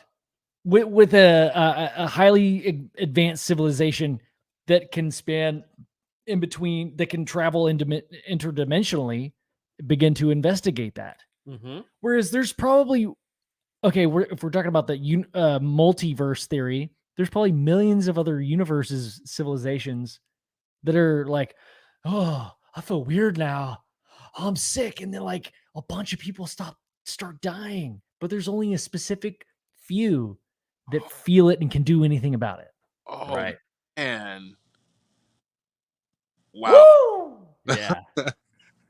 Quantum entanglement, dimensionality. The dude. entanglement thing has to be true for that to make sense, though, because if you're theory doesn't work, then there's no way that that's the case. However, if that entanglement theory is true, then that 100% is the case. When you drop an atom bomb here, it affects other dimensions, and they get all nucleared. Yeah. The question is, like, does it affect them the same way it does us? Like, do they start partying harder, or does sorry, Where do they get angry or and sad? because like, hey, stop it! Oh, because stop! because a lot of these things started appearing more frequently once we started dropping the bomb, right? That's when these things started hovering over our skies. Not only that, but we have actual military reports talking about these craft hovering over military silos that have nuclear bombs in them and turning all of them on at the same time and then shutting them down. Yeah. Basically showing you, hey, stop with this shit. We can come here and we can control this whenever we want to. So there's really no point in you like trying to fire it at us. They have video of a missile going up into the air, and they have video of a craft touching 3 points and firing a little beam at this and completely disarming the nuke midair, making it a complete dud. Whoa. Yeah. Yeah, and the guy who was on the observation team for that nuclear silo, he came out and he talked about it. And he actually shit all over Bill Nye because Bill Nye was trying to tell him that aliens don't exist. Which was like super random. Yeah, like... and he was like, well, Bill, you can go and mop some fucking floors. This was my job, and I know exactly what happened. I'm the one that observed it. So until you can come up with something better on why that happened, then you can go fuck yourself, basically. So if this sounds familiar to anybody else, this exact scenario that Joe's talking about is portrayed in the I can't remember who created it, but the Project Blue Book series, is it on AMC? No, History Channel. Yeah, that exact. So things are kind of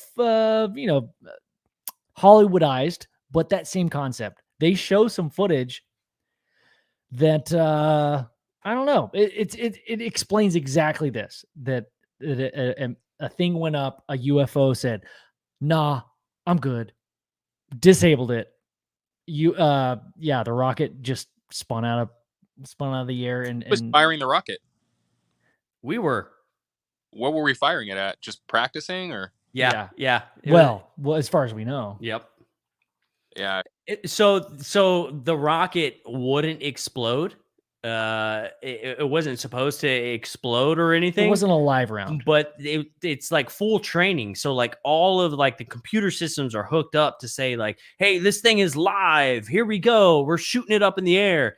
And when this thing came and disabled it, all the systems went offline and it just completely became a dud. It was just a hunk of junk flying through the air. He said at that point, it was like there was nothing we could do about it. And they caught it on the scope while they were watching this rocket, go through the air. And that's I mean, those are the kind of stories, man. Once again, I mean, when you get people telling you stories like that, are kind of in that field, that's when shit starts to get a little interesting, man. That's unfortunately a situation where you then start to judge the speaker rather than what they're saying. And you start looking at the guys like, this guy's got a weird hat on. He's a little bit unstable. He has glasses, smudges on the lens, and I don't know if I trust this guy. I don't trust. Like, that's what happens typically speaking. It's never just like a guy that looks like Conan O'Brien, like put together man who seems credible. He's white and with red hair, totally trustworthy. Yeah.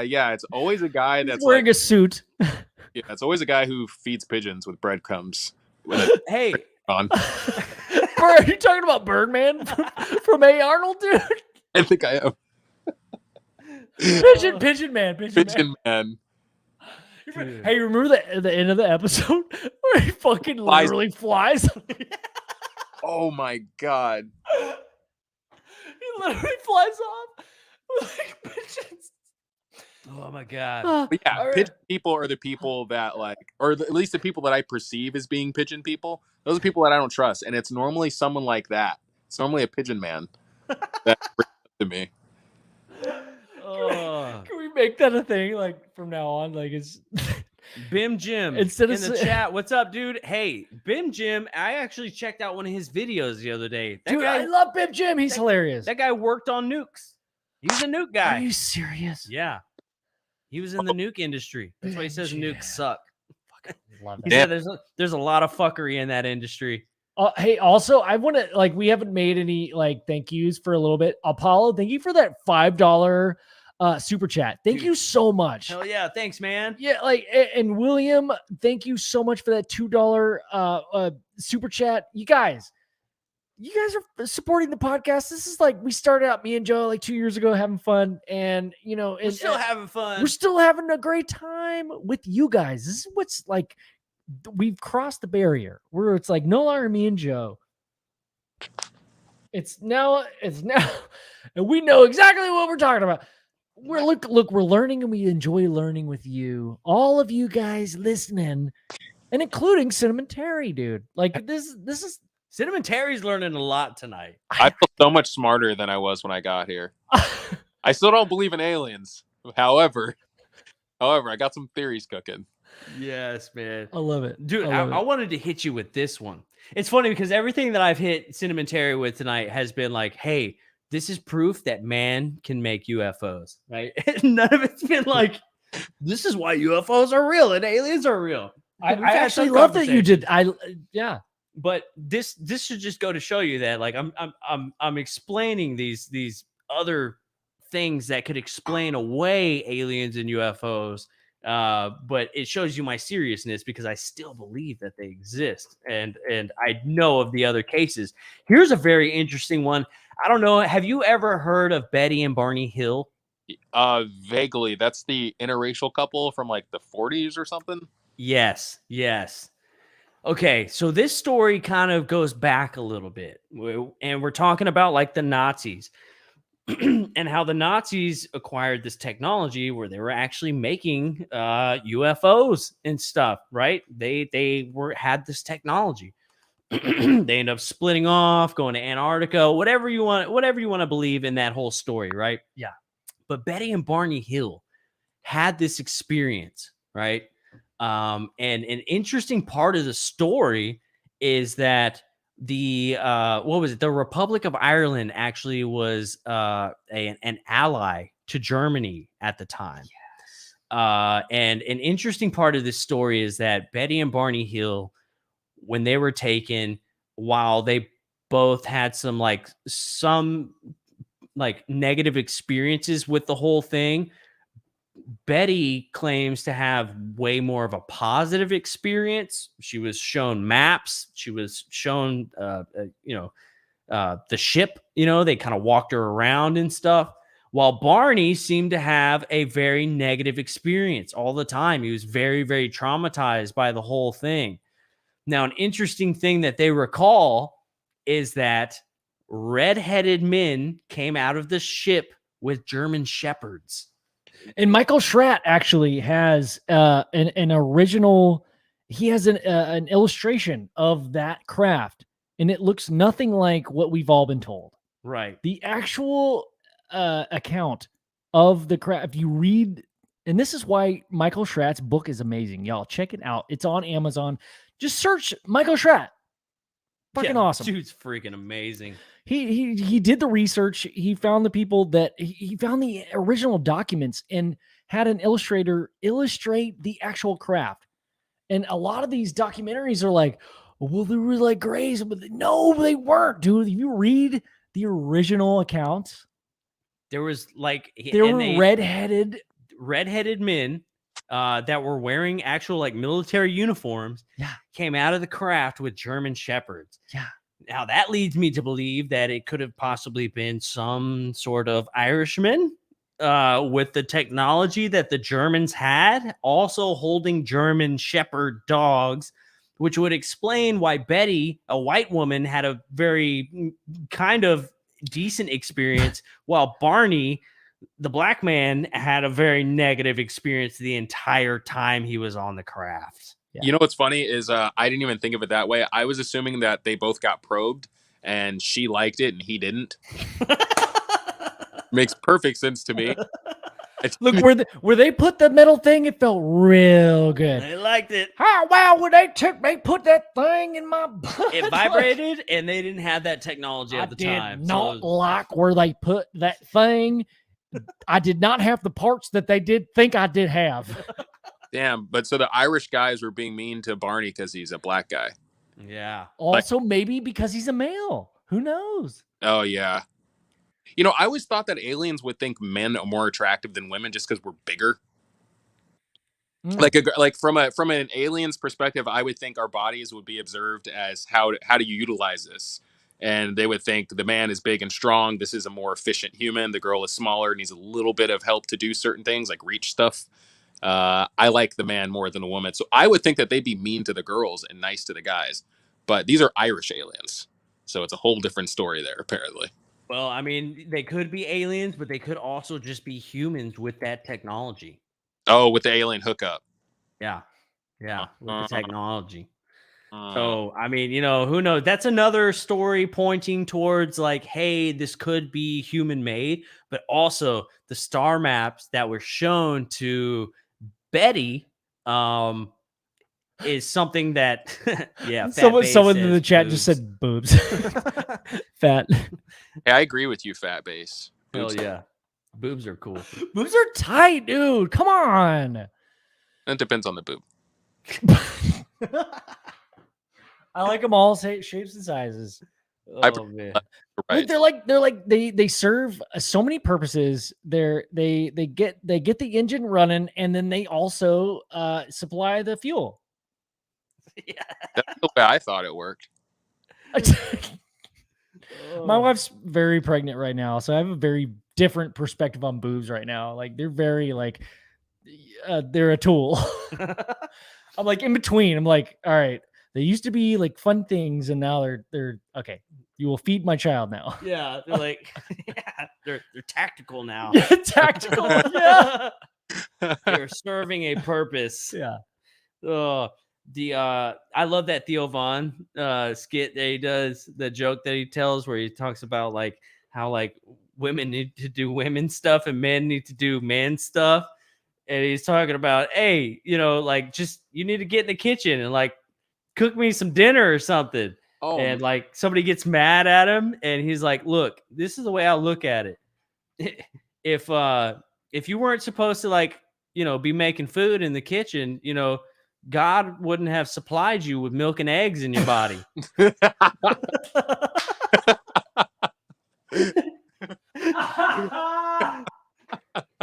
And I thought he had a very valid point, right? I'm all about, you know, like equality and stuff, but yeah, that's a very valid point. Yeah, dude, totally cover up. Great cover up. He did put milk and eggs in your body. Right? I'm all about egg quality. Oh shit, man. I'm all about egg quality. Cloudy, dude, I'm an ass man too. What can I say? Oh shit, man. Back to that Betty and Barney Hill though thing. So here's where it gets interesting.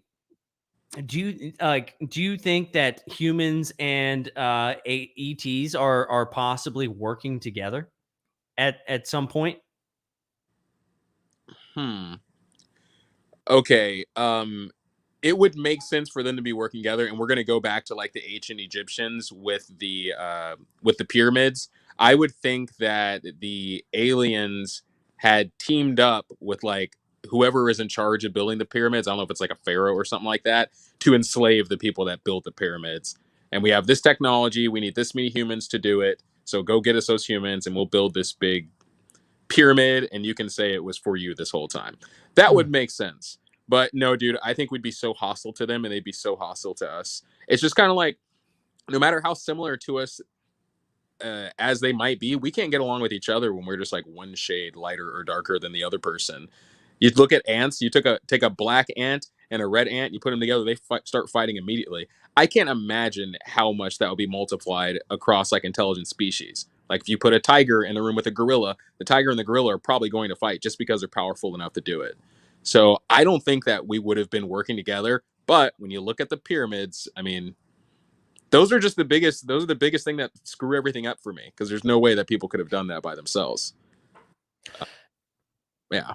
Dude, I love that so much because you kind of laid out two very important things that I lose sleep over at night. I can't, I have so many ideas. I'm trying to work it out and how to solve it, and I'll never solve it.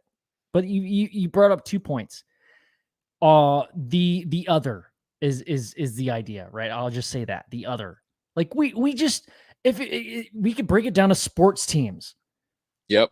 It's so tribal. Like, that's just human. And hey, fuck it. Like, you're not gonna beat that by saying, hey, don't do that. They're trying hard.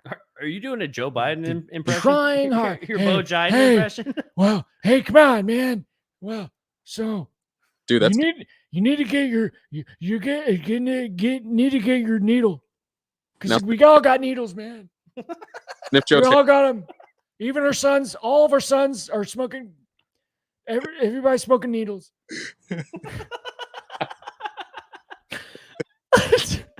Dude, I'm voting for you in 2024, just so you know. I do thank you, Dad.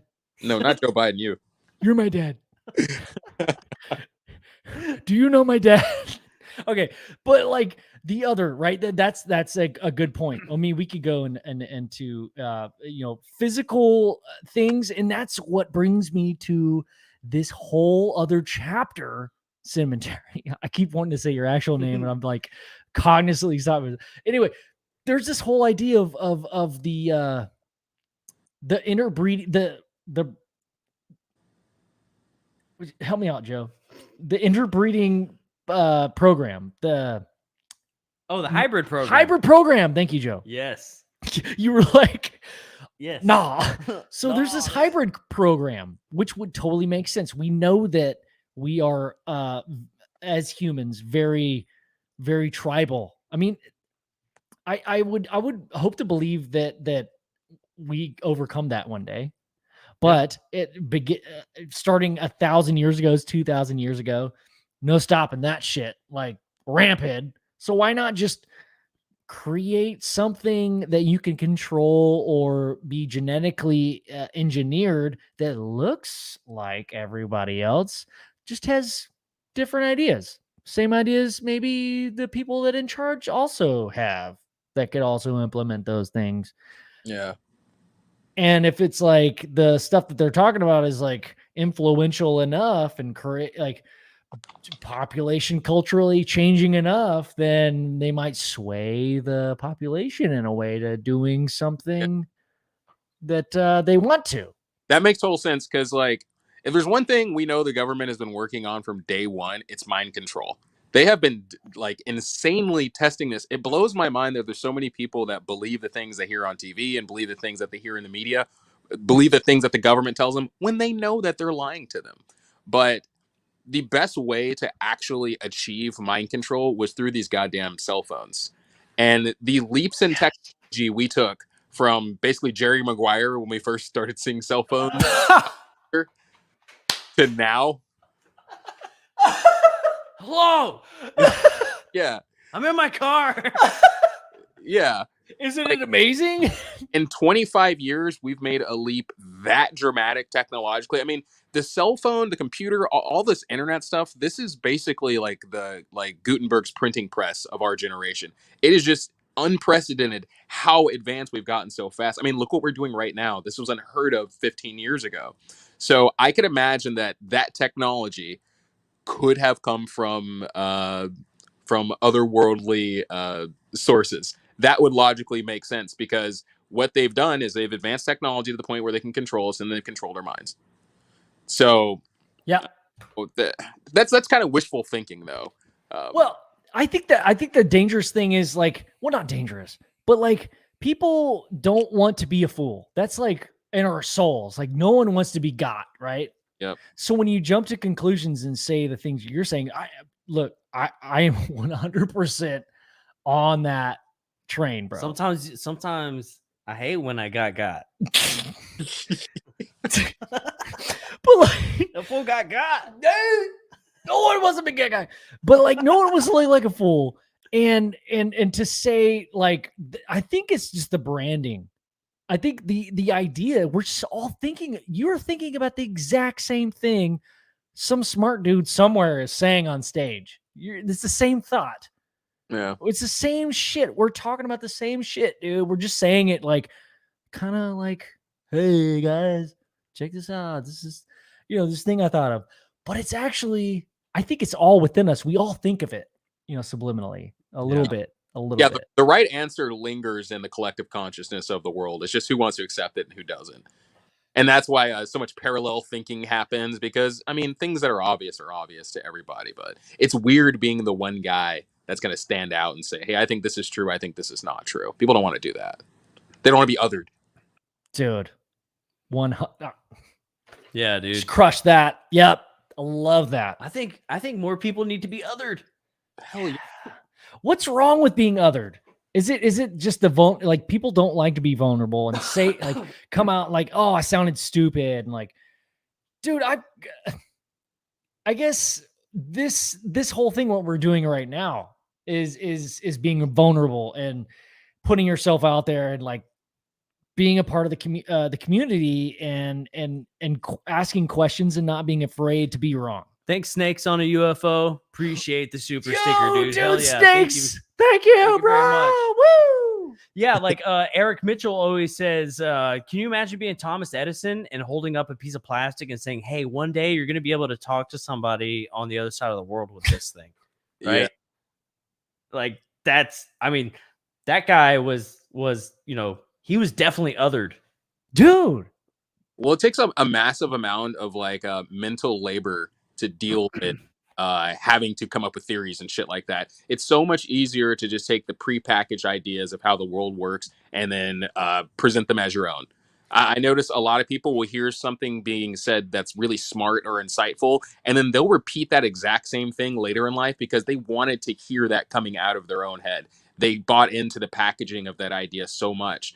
But the people that are othered are the people that reject the package just based on the fact that it was presented to them and says, you know what, I can see if I can figure out how this works on my own. That is so stressful and often scary, depending on where people might beat the shit out of you for having a certain idea that makes them uncomfortable. That's why people don't want to be othered, because it's so much easier just not to be, blend into the crowd and have your thoughts and hope no one finds out about them. But that's a coward's way to live, honestly.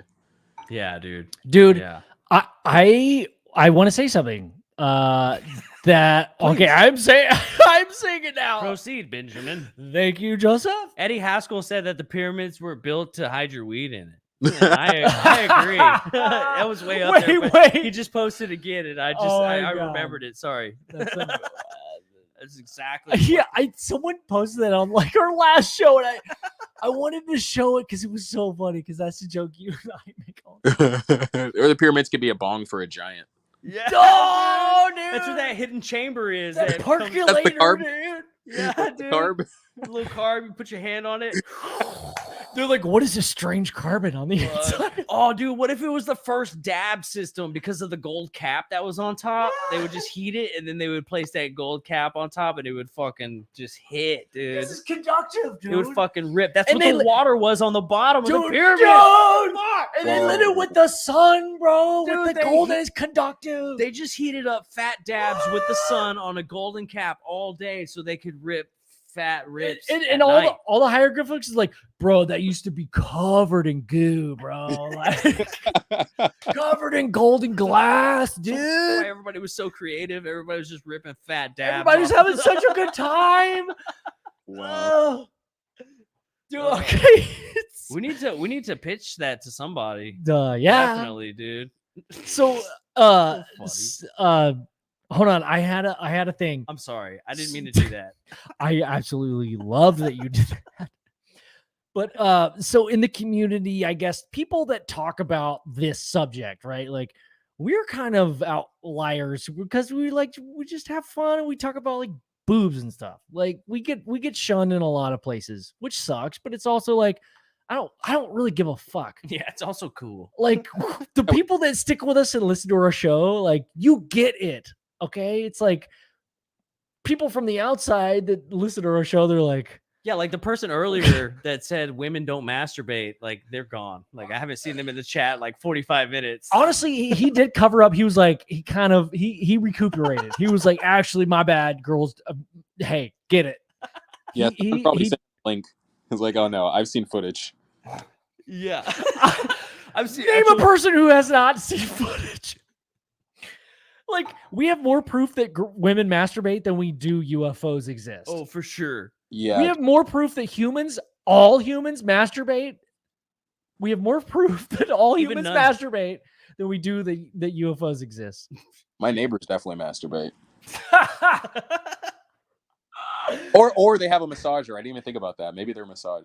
I don't know. Ah, they have like a vibrating bed. Yeah. Do they have like a waterbed with like a masturbation propulsion technology generator beneath it, and then it creates like a free technology vibration that you could pick up wirelessly? Is wireless energy? I'll leave a note on their door and ask them. Hey, are you masturbating? Hey, are you? First of all, I want to know what you're doing. Are you trying to send me free energy or not, dude? Did you plug that into my outlet? What do you keep throwing against the wall? Seriously. How much gack do you have? Oh god. Okay, but let me finish my thing because Cemetery brought up a good point. Is like the idea, like Paging masturbates. Paging masturbates.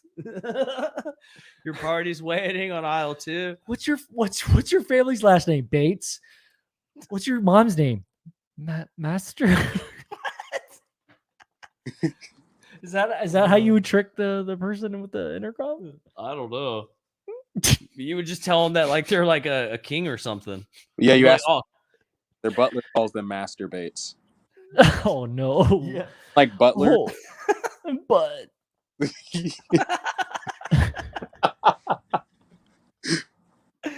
Oh shit.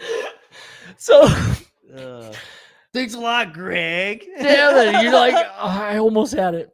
So I want to finish this Okay, please thought. finish it. I won't fuck this up anymore. Honestly, dude, I forgot it. Oh no. I forgot it. It was so funny. It was a funny sequence of events. Dude, what sucks is you're gonna remember what it is at 3 a.m. I just got it. You're early. Okay, so Cinnamon Terry, you just said when people start saying and sounding like, oh, I'm a figure of authority speaking on this particular subject, just parroting shit that already exists, that someone else said, and you take that idea as your own. And that's the only way that you, in your mind, believe that is fact. Yep. I said that somewhat different than what you did, but like, if I get your thumbs up on that to continue, I mean, is that kind of what you're saying? Yeah, for sure. Okay, awesome. So why the fuck are these ideas so bashful? Like people that are in authority situations are so bashful about opening up themselves. What is that? There's like this barrier where like you have to confirm that someone else said that, and then also someone else also experienced that and then wrote it down, and then someone else saw that thing and also said that thing happened. Yeah. Doesn't that sound fucking nuts, dude? Like, why? How is that any different than hearing someone else's eyewitness account story that is corroborated by millions of other people? I don't know, dude. I think it often depends on the person. Like, again, like sometimes you'll hear something from someone and they could be telling you, the sky is blue. But if they look like a freaking lunatic, even though I know the sky is blue, I have to stop and question myself. So a lot of times people will regurgitate something that's like totally true, but just who they are as a person, it leads people to not trust them. And they're afraid that by putting themselves out there, people are going to take notice of how untrustworthy they are, generally speaking, because it's shocking to hear something intelligent and correct come out of that person. Yeah. God, that sounds snobby, but it's dude, no, but like fucking true, man. It is true. I think that is 100% where I'm at, dude. I 100%. That's why align with that's that. why nobody takes us serious when we talk about it. No one takes this thing. We've been invited on shows where we literally pop up on screen and people just start laughing at us. Oh my gosh. We didn't even say anything and people just start laughing at us. It sucks, man. But also we also create that for ourselves. Yeah. It's like our appearance. We It's choose so fun. we choose to look like we do, and I like that. You know, like it's almost like we can't be too mad when people are like, "Hey, maybe that laughter is just them having a good time," and like maybe Yeah. it's like that. Fucking finally, somebody I can have fun with. Yeah. Yeah. Often when people are laughing at you, you forget that you're making them smile. They don't forget that. Yeah. Dude, I love that. And dude, Josh, I'm sorry, Cinnamon,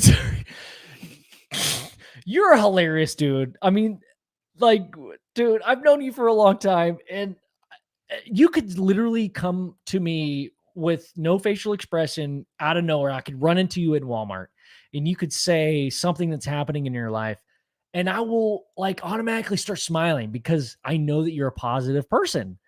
And most of the shit that I know you to say is pretty hilarious. Yes. You know what I mean? Like I'm already laughing, bro. You could say I had a really shitty day. I lost a fuck ton of money at the casino. I've been flying. I flew my own airplane for the past 48 hours.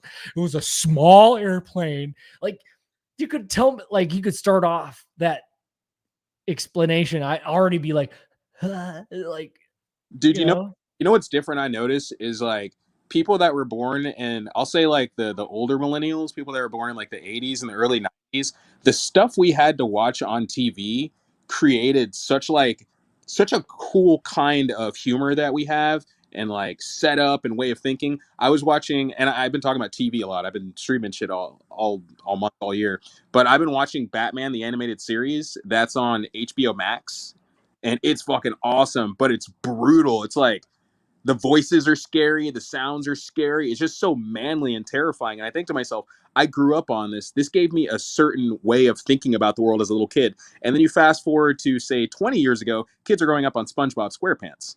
Yeah. So the way in which the oh shit, yeah. I guess the baseline or the reference point from which everything else is created, like the media that we watch, it's so different now that whenever you hear something, I don't know, maybe I'm losing my thought here.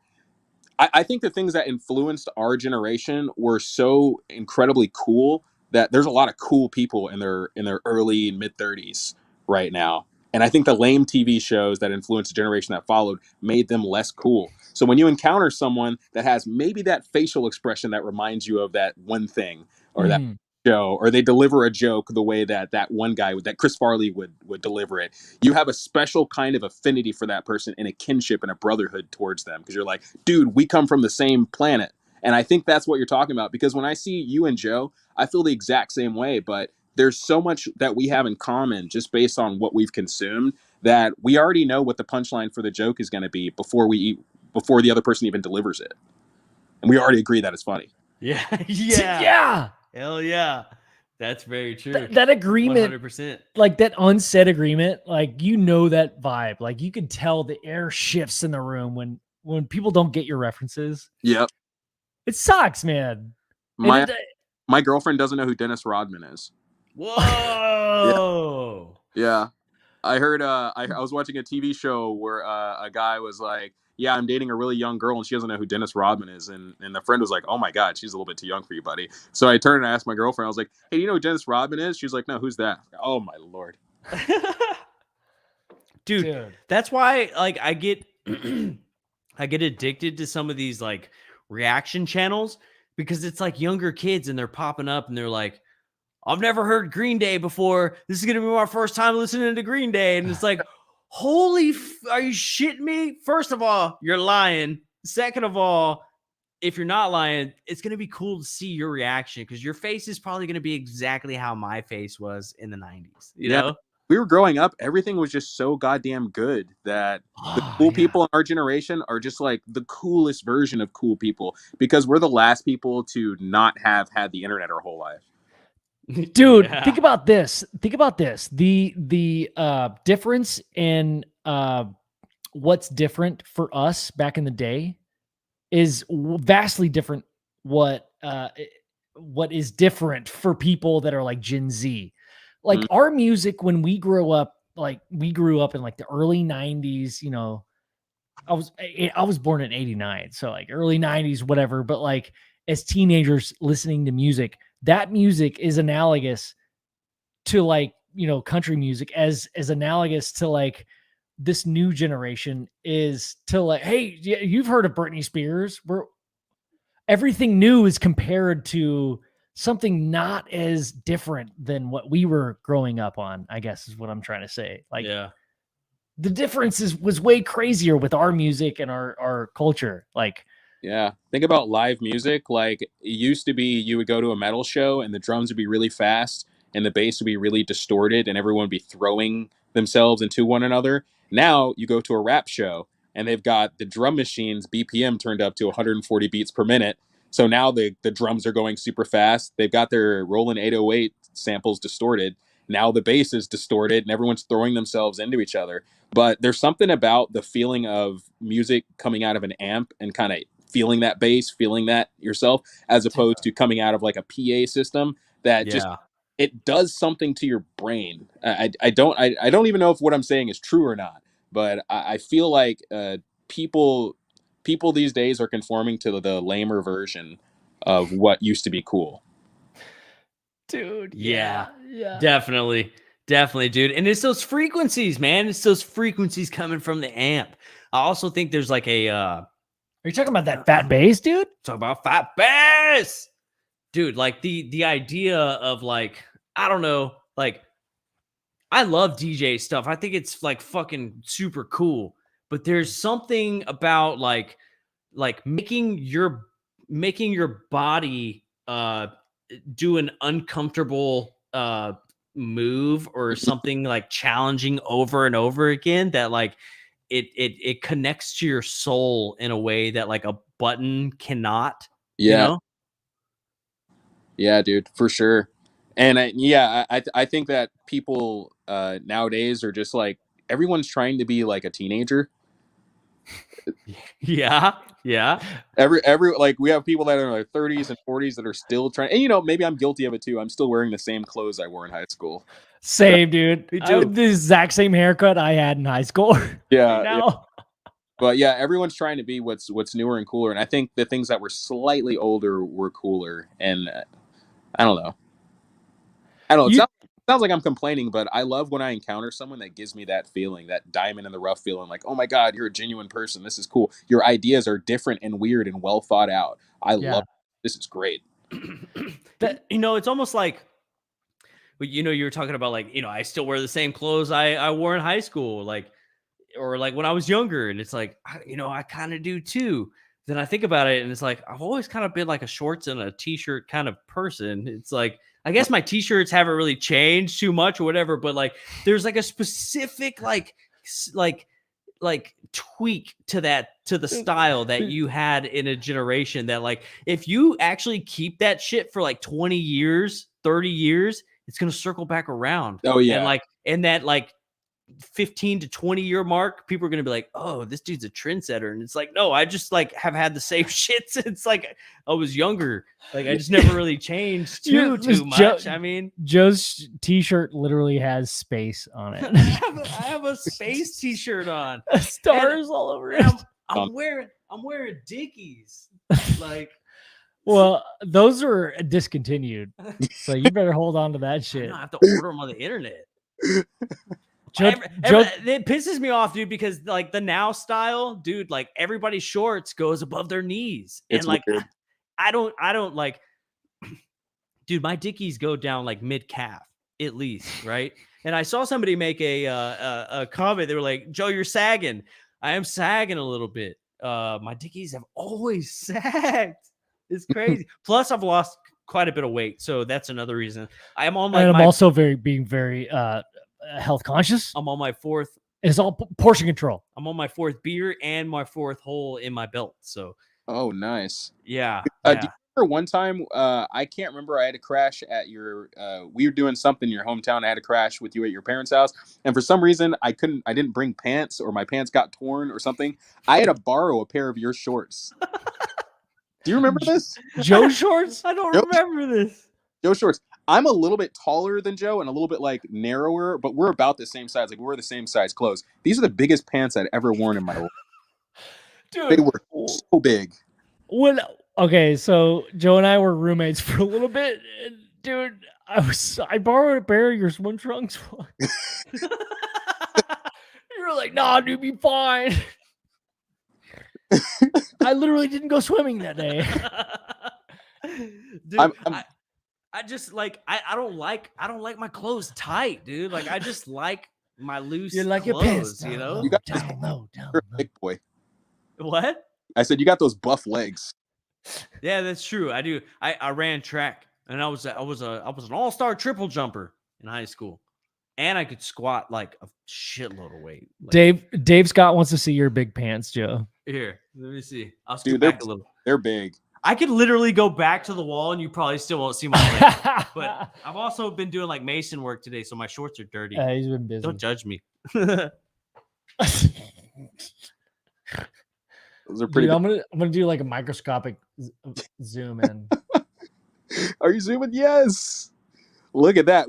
Joe, point to your knee. Where is your knee? You can't see. Point it down. Dang. Do you have like barely any ankles, man? You technically have cankles, I dude. do have these sweet ass boy and girl tattoos though. Oh, that's right. Yeah, those tattoos were done by a blind person. Yeah. Joe has 2 tattoos. That one on this one, They're stick figures. the chick as and the boy are all were done by a dude that was blind. Are they really? Yeah. What? Joe, yeah. What was your buddy's name that did tattooing? Okay, so a shout out to one of my old school homeboys, Diamond. We went to high school together. Simon. You remember Diamond, dude? Yeah, he was so cool.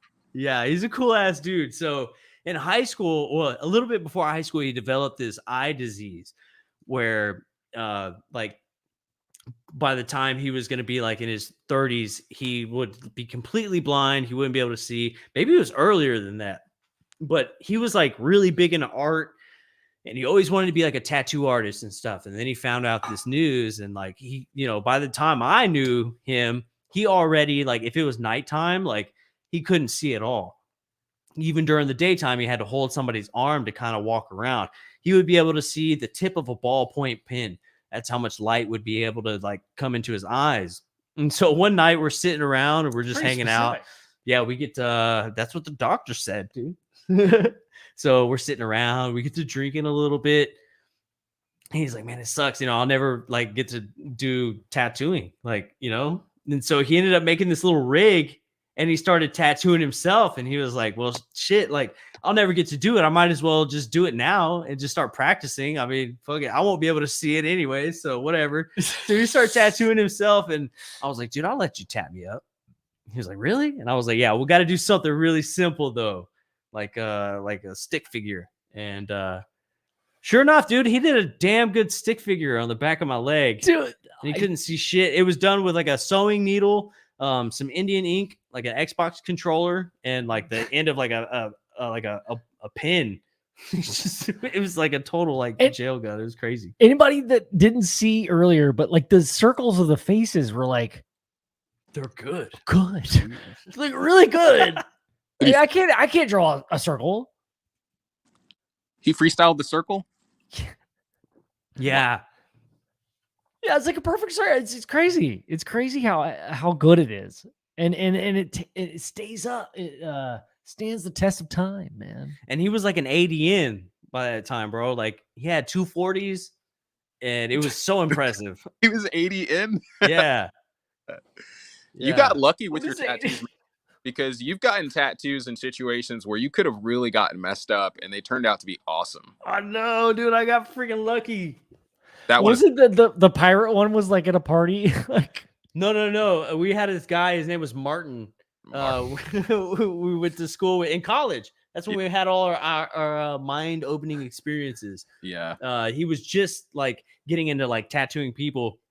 He needed like another big tattoo to put in his portfolio because he was trying to like become a tattoo artist. He worked at a shop, and I show up and I'm like, all right, dude, you ready for this? And he was like, oh yeah, dude, I've just been tattooing a grapefruit all day. I'm ready. And I was like, fuck, like really? Same. No, you tattooed a grapefruit, and now I'm next. All right. And there were a few tattoos that he did before that didn't turn out so good. Oh no. Oh, They were. Yeah, dude, I no. so lucked out. It's it's not even perfect, but I fucking love it. It's like a weird jailhouse tattoo that like you would see from the 40s or some shit. It really is. Yeah, it's like Alanis Morissette. It's not a dime piece, but like it's beautiful in its own way. Yeah. Absolutely, man. Like beautiful. Well, like not only to yours, but like she's also easy on the eyes. Like she's kind of a work of art. Oh yeah. Oh you yeah. know? You can look into her eyes forever. I got lost one Yeah. time. I don't talk about it a lot. I didn't even ask questions. Let me talk about it. You guys have seen Dogma, right? With Matt Damon. Matt Matt Damon. Matt Damon. Dude, when she pops out at the end, I was like, Jesus Christ. No pun intended. Yeah, pun intended, dude. That was genius. Yeah, that's a funny ass movie. Dude. Cemetery. You've blown our minds. You have I absolutely have enjoyed this past out with 2.5 hours. We've been talking. You Yeah. know what I've enjoyed more is that our the people that listen to the podcast, all you guys in the chat, everybody listen to us now, are open-minded people and don't have like there's a curiosity involved. And I think that mimics where you're at. Oh yeah. You know, like you are one of the most intelligent people that I know. You know more shit about like like 5 things. You know, like everybody gets like 5 things, right? Yeah. Yeah. Like that I'll ever understand. And you're still open to it. And that's where I think this podcast is it's all about everybody listening and being a part of it. And knowing that no one knows what the fuck the answer is, dude. Yeah. This should be like a staple, right? Like Cinematary doesn't even believe in aliens. He'd like for somebody to make a good case, and probably somebody could make the best case ever, and he would still be like, I don't know, right? Yeah, but this is how the conversation goes. You know, like it should just be like a chill conversation. Like, hey, look, I said my piece. You said your piece. Like, I mean, it's awesome. It's nice to get to like have that fresh perspective, right? Because everybody we talk to, everybody we listen to, every show that like comes, it's somebody talking about something really strange, and so like it's just cool to have somebody who's like, what do you believe about aliens? Nah. What about flat Earth? You know, of all things, he wants flat Earth to be real the so most. What do you think about ghosts? You go, What about Bigfoot? Nope. But honestly, like everybody in the chat's like, I love that about the people that listen to our show because everybody was on board. They were like, fucking love that. Thank you. Dude, you guys have created an incredible environment for just like cool ass people who just want to like, I don't know, see like cool ass people that want things to be given a fair shot. And I love that you guys picked the niche of UFOs, because little did I realize this is like by far the most open-minded demographic like I've ever, because I read through your chats and some of your other videos as well, and it's amazing how funny and excited to make jokes the people in your chats are. It's so fun to see the eyes light up of your guests who are used to people talking to them in a very dry way about aliens. And you guys bring this like doodliness to it that is just so inviting. It feels like warm chocolate chip cookie smell. It's just a really good space to, you know, shoot the shit, you know, which is really what it's all about. And you guys picked such a cool topic. I'm so proud of how far you guys have gotten. Everything looks great. You're killing it, man. Fucking killing it. Both of you. Well, that's high praise. I will honestly, I'm gonna turn that back around and you, Cinematary. I almost said it again. Dude, my first experience being on a podcast was your podcast, and I'm still waiting for that episode to come out. Oh, I have that. I'm gonna send that to you. Oh do my you? God. Do you? If this isn't encouragement enough, I think you should reinvigorate that idea of starting your podcast, because I think you were born to share your ideas, my friend. Ooh. You know? Might have Well, come on. Nice. That's all I'll say. It was a good episode. I think it was, it was funny. But dude, having Cinematary on, dude. Yeah. Legend. Fucking awesome. Legend. I've enjoyed myself, guys. I really have.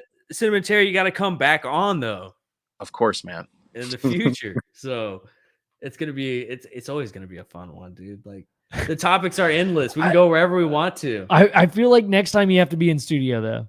Okay. Yeah. So that's gonna happen. I mean, I don't know if you see our background, but we've got plenty of lights. We can. My job allows me to. I get a lot of random shit to take photos of, and I think my next one is going to be a lava lamp. Ooh. So that's also good. If that's any indication of how chill the vibe will be, that's where I'm going with it. Also, the company I work for might be partnering with a large beanbag company, dude, and they're gonna send me samples.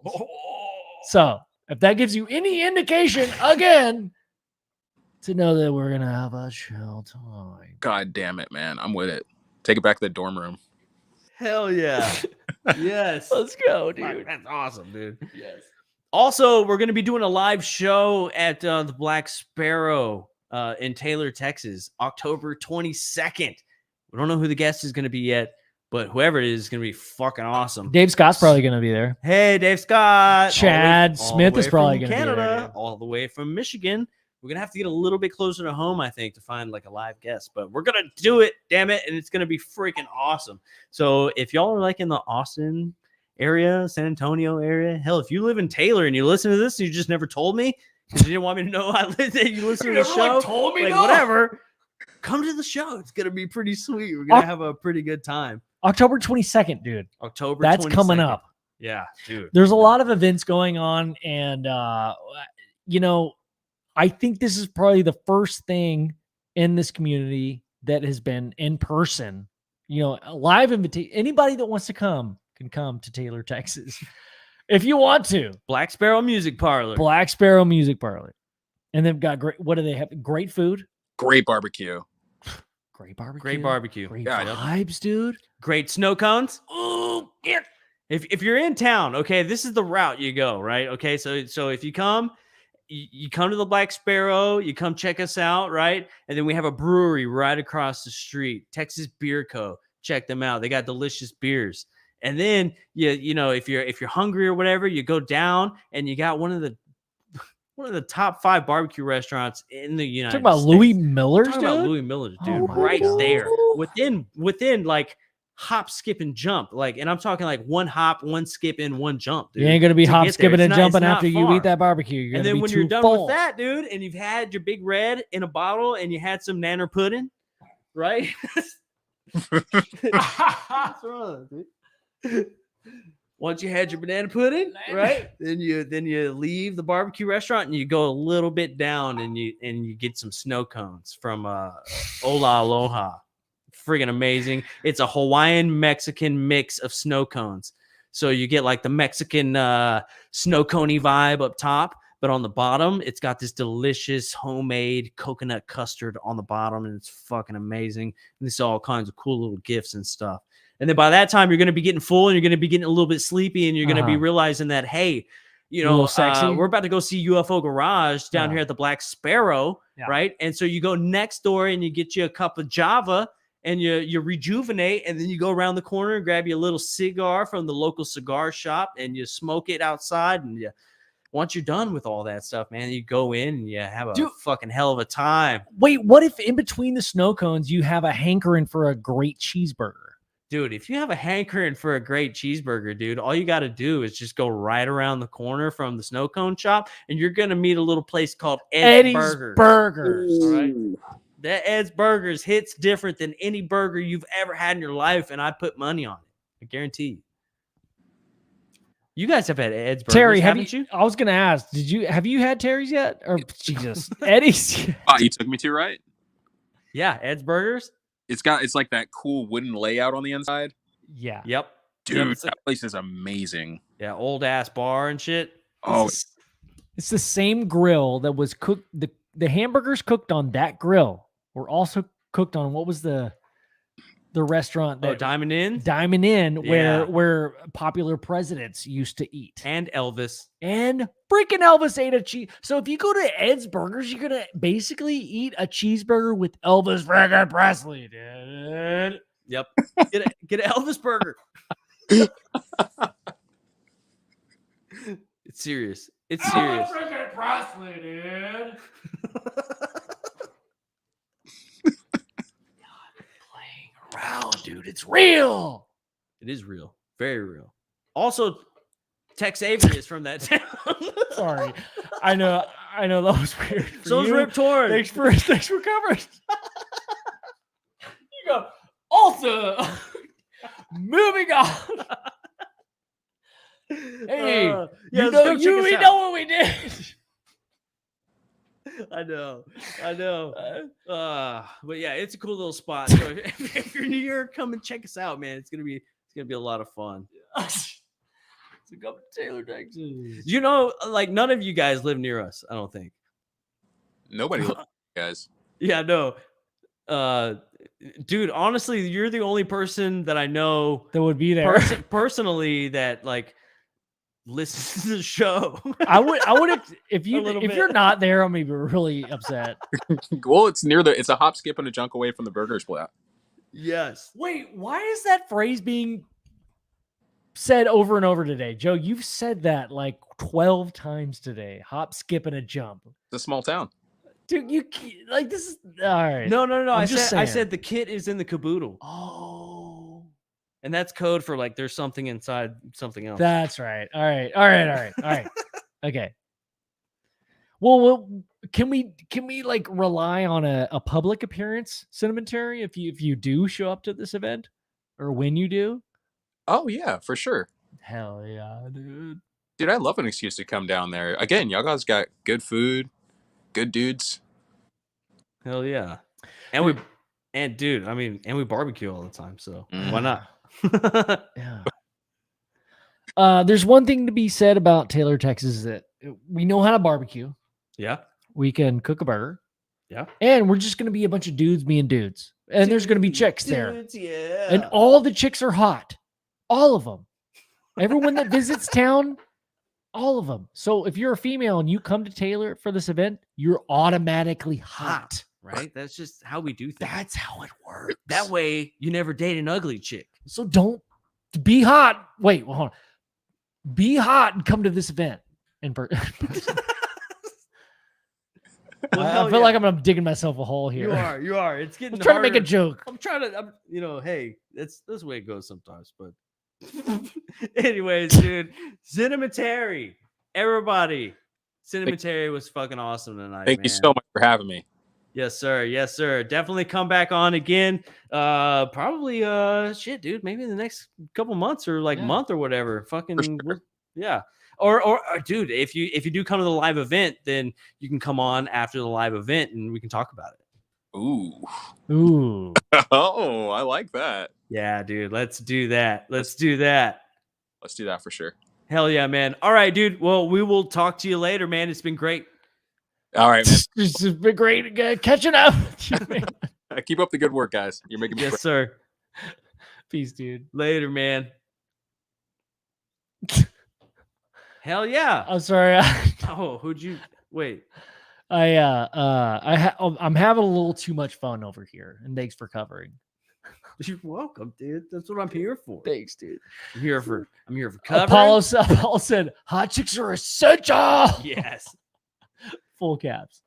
Yeah. Man, I've been seeing people posting all their bands and their favorite shows that they ever been to. I'm kind of jealous, like about the Grateful Dead show. I wish I could have seen them. I hear Dead and Company's pretty good. I've seen some live stuff. I wasn't like disappointed by any means. It's pretty cool. I have got to see Kiss though. Kiss was pretty badass. Did you party all night or did you rock and roll all day?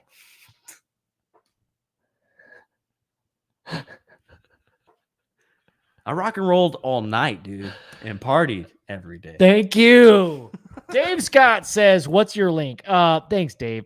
Sometimes we forget to promote ourselves, you guys. We love this show. We love hanging out with you guys. If you want to support the podcast, click our links in the description. You can give us a super chat if you're in the YouTube chat right now, guys. This is the most fun I've had. I have all week. This is the one day we have fun. I love doing it. But you know, if you show your support with a couple little ching bing here and there, hey, that's awesome too. Because we get to pay for all the shit we have to pay for monthly to like make this thing happen. like rent. It's not free. I'm so in debt. So in debt. That means you're rich, dude. Anyway, that I'm not. Anyway, guys, if you want to support the podcast, buy a shirt. Go to our website, buy a shirt. That's a great way to support the podcast. UFO Garage Podcast.com. Yeah, that's the link. Yeah, so we got some cool stuff up there. We do. We're gonna try and get the Cinematary shirt back up there, aren't we? Well, we could do it right now. I mean, we don't have to do it right. Well, I'm not gonna do it right now, dude. Who would ever suggest that? Wow, I would try to do that like an idiot. You did. I like just to now, be like a dumb guy or something that you're insinuating. Oh yeah. All right, well, I think that's about it for us tonight, ladies and gentlemen. This has been freaking awesome. Yeah, I loved having Cinematary on. It was so great to have somebody who's just like didn't like. They don't really care, right? But they're like, I guess. I mean, it could be possible, but it's like, it was so cool because, like, yeah, I mean, you know, a lot of the times, like you said it best earlier, it's like we get a lot of people that have been through experiences or have been in the industry for a long time and have an opinion about what is truthful, what's happening, and what's not. It's refreshing to get somebody that like isn't influenced by any of that. Right. Yeah. And it helps you too, because like then they give out ideas on like why it's not real. And you're like, oh, that's pretty good. But you're like, wait, hold on. I have to refresh my memory. You start thinking of stuff and pulling from different areas. And you're like, okay, yeah. This could make sense, right? You know? Yeah. But then again, it's like, that's what sucks is that you're always like pulling from stuff. But like, you know, now there's like few documents and some cool shit that you can be like, oh, look at this though. This is the thing. These are certain things that you can really point at. But yeah, it's cool. It was cool. I really enjoyed it. Dude. I enjoyed it. Me too, having man. that was a cool. It's just a different perspective, you know. Dude, I loved it so much. Because it seems like those are the people that we ultimately want to reach, right? Is the people who don't believe, the people who are like, oh, just like don't care. But you know, we think it's a pretty big deal. We think it could be like completely like you're gonna shift the entire world if this stuff like really becomes like concrete. Here it is. Yeah. You know, so it's like if you can help start getting people thinking about it, that you know. Need to think about it. It's people who don't even care or just don't think about it. Yeah, you know, it's pretty crazy to see the shift where like I feel like this has always been in the back of everyone's mind, and we're just we haven't found the right people to talk to it with. Speaking of shit, people to talk about this phenomenon with, it's so funny. One of our mentors, man, one of our good friends, Dave Scott. Welcome to the podcast. Sorry, I just promoted like our website and shit. You're like, what's the link? I was like, oh, it's UFO Garage. Oh, that's what he meant. Shit. I thought he meant the same thing. I know. God damn it. Oh shit, we can't hear him. Oh shit, we can't hear you, Dave. Sorry. Let me try that. Can you hear There me we now? go. There you go, Yeah. I should try turning my microphone on. I got so excited I forgot to turn it on. Oh shit, man. Well, you said send the link. Yeah, I thought. Hey, guy, because you're Oh always yeah, like, yeah, hey, man. being our mentor, like just in a way, like, hey, you should promote yourself more. I thought that's what you meant.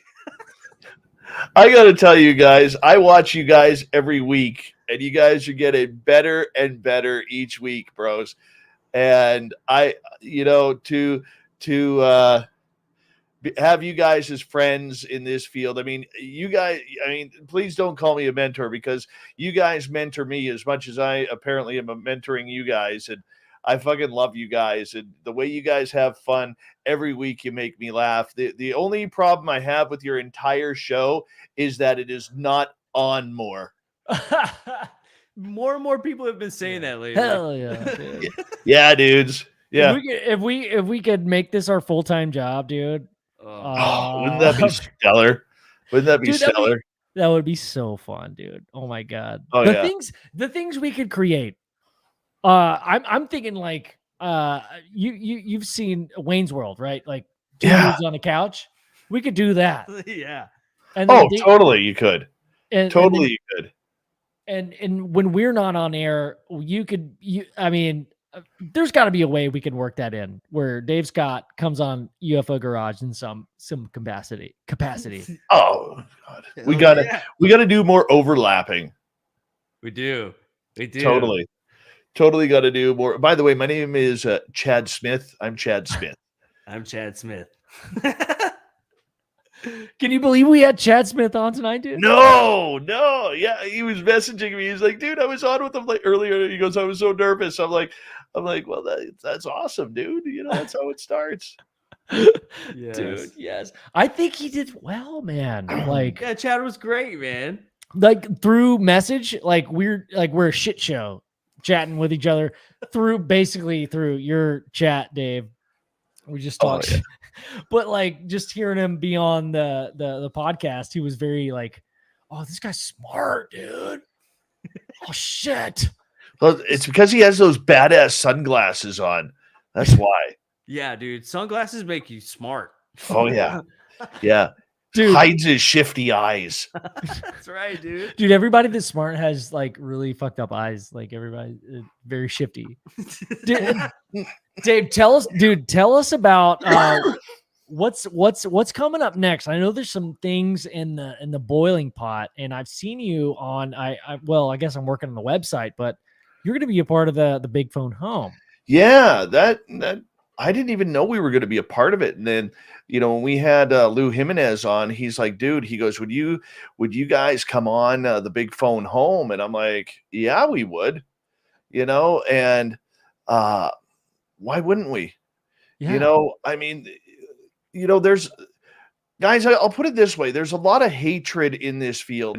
And in those private conversations that Ben, Joe, and I have had, we talk about that, about how it really, really sucks, the amount of hatred that and anger that there is in this field. And, the one thing that I will give Lou compliments about is, I don't know how he's done it, but he has really been able to bring in a lot of people into this, people who are some are small, some are big, some are outsiders, some are insiders, and really bringing everybody's opinion together where nobody's like, oh, you're stupid, or you're this, or you're that. And so when he asked us to be a part of it, and I'll give you a little bit of breaking news too, is he is actually doing a women's panel where he asked me if I could get a hold of Lynn Wallington, and asked me if Lynn Wallington, our weekend host, would be interested in doing that. Lynn. And I said, yeah, I'm pretty sure. And Lynn is pretty pumped up about it too. So it's pretty exciting, man. Yeah, it is cool, man. I think, you know how they do it? It's because they wear those nice shirts. That is what it is. Those nice button-ups. That's what it is. It could be a button-up. I think it's the button-ups. Yeah, there's definitely not a piano key tie t-shirt there. No, definitely not. Or a Star Chart t-shirt. Right. And some work pants. A piano case. You know, yeah, dude. definitely not one of those. It was like, Yeah, like those dudes are awesome. Like you go to an interview and you're like, I'm gonna wear something nice. So And you work it. Yeah. So, dude, I think it's awesome. I think, yeah, Dave, you and I chat all the time, but man, I think it's awesome what's happening, man. And we chatted earlier this week, and I told you, like, dude, you're a leader in this community, man. Like, dude, you've helped us so much, and you've helped all of your listeners so much. Like, not in just finding their way, but also making their footprint, and whether that be a show or being a participant of the show, being a part of the chat. I mean, like you could probably talk to this more than we could, like people that are a part of your community in your live chat on YouTube. They make the show, man. Like you interact with them. So what do you think about this kind of new territory as Right. far as the community goes? Well, you know what? I'm watching my son peer in through my window here. Okay, Daddy's on the air. Ah! Hey, fix my flag. Fix my flag. No noise. Rotten scoundrels. It's my little rock star. That's the solo guy in your band, right? Yeah, that's my future rock star. He sorry, I got distracted with that. I apologize, guys. You know what it is I've seen the great, I've seen the bad, and I've seen the ugly in this field, and the ugly is not pretty. And you know, like lately, out of nowhere, I've been getting harassed by a couple of trolls because there's a rumor going around that I buy my YouTube followers. And like I was doing a show earlier today at Brunch with Bigfoot, and with Bigfoot Michigan Rob, who's always in my chat room.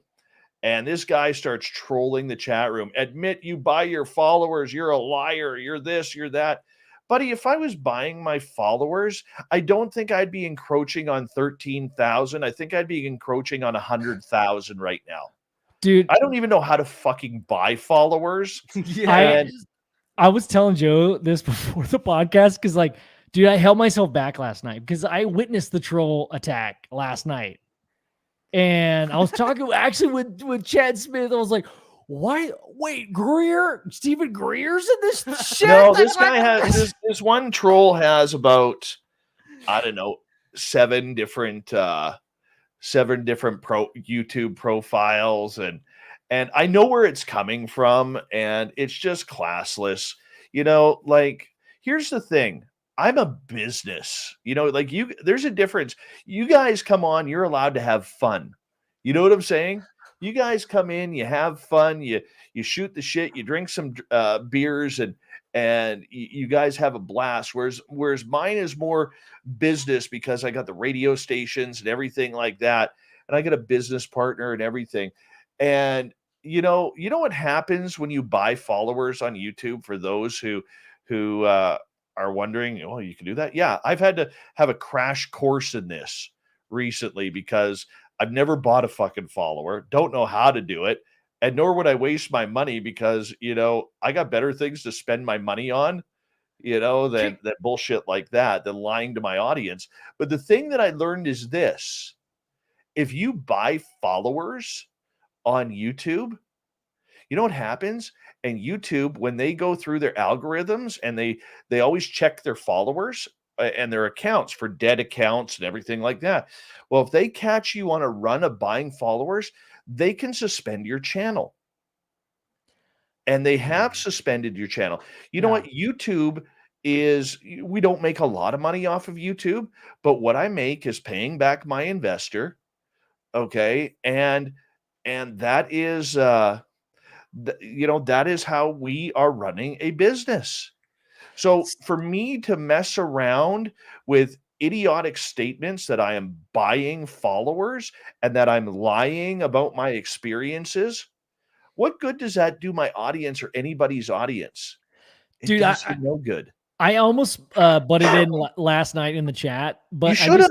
I didn't want to offend you, Dave, because I'm very empathetic. I just never want to like offend anybody unless I've I'm in the right state of mind and I don't give a fuck. But like right now, as I'm talking to you personally, like, audibly, dude, I've worked with you on your website. We've been working together, with technical shit.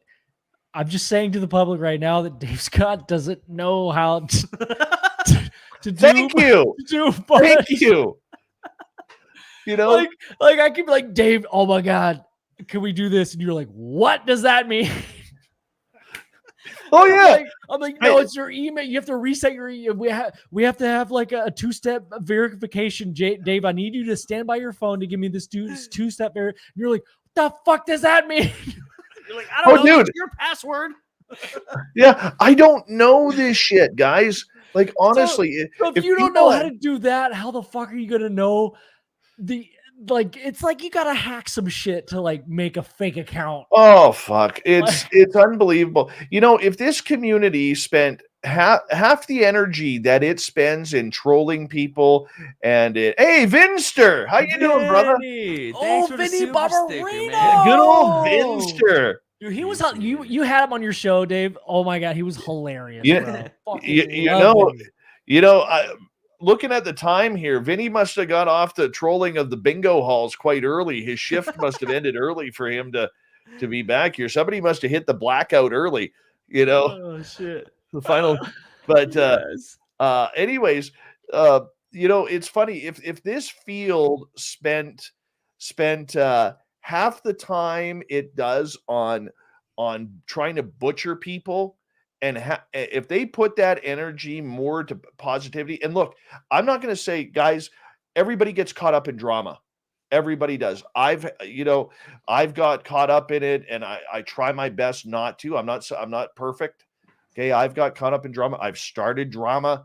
Like I started a bunch of shit about a couple years ago. I started a bunch of shit. Well, I did. I'm not going to lie, because what I started doing was I started calling out fake journalists, right? Because they're not good for the field, and I don't want my listeners getting information from people who lie about their credentials.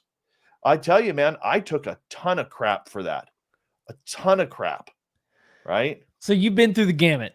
I've been through the gamut, and the one thing, there's a couple things that I learned. Okay, the old guard who's been around for eons, they don't give a shit about spaced out radio. They don't give a shit about UFO Garage. They may like us, okay? They may like what you guys do. They may like what I do, but you know what? They couldn't give two shits if we existed. Yeah. They really couldn't, because they're so set on keeping that old guard on top. And if you don't break into that old guard, you're really nothing, right? Yeah. And I learned this the hard way again this week. Like, I have to, guys, I learn hard lessons, because I'm always trying to be optimistic, and like, I look at you guys. Okay, I'm going to fire a compliment your guys' way, because the one thing I really envy about you guys is you guys are always on the fucking up and up.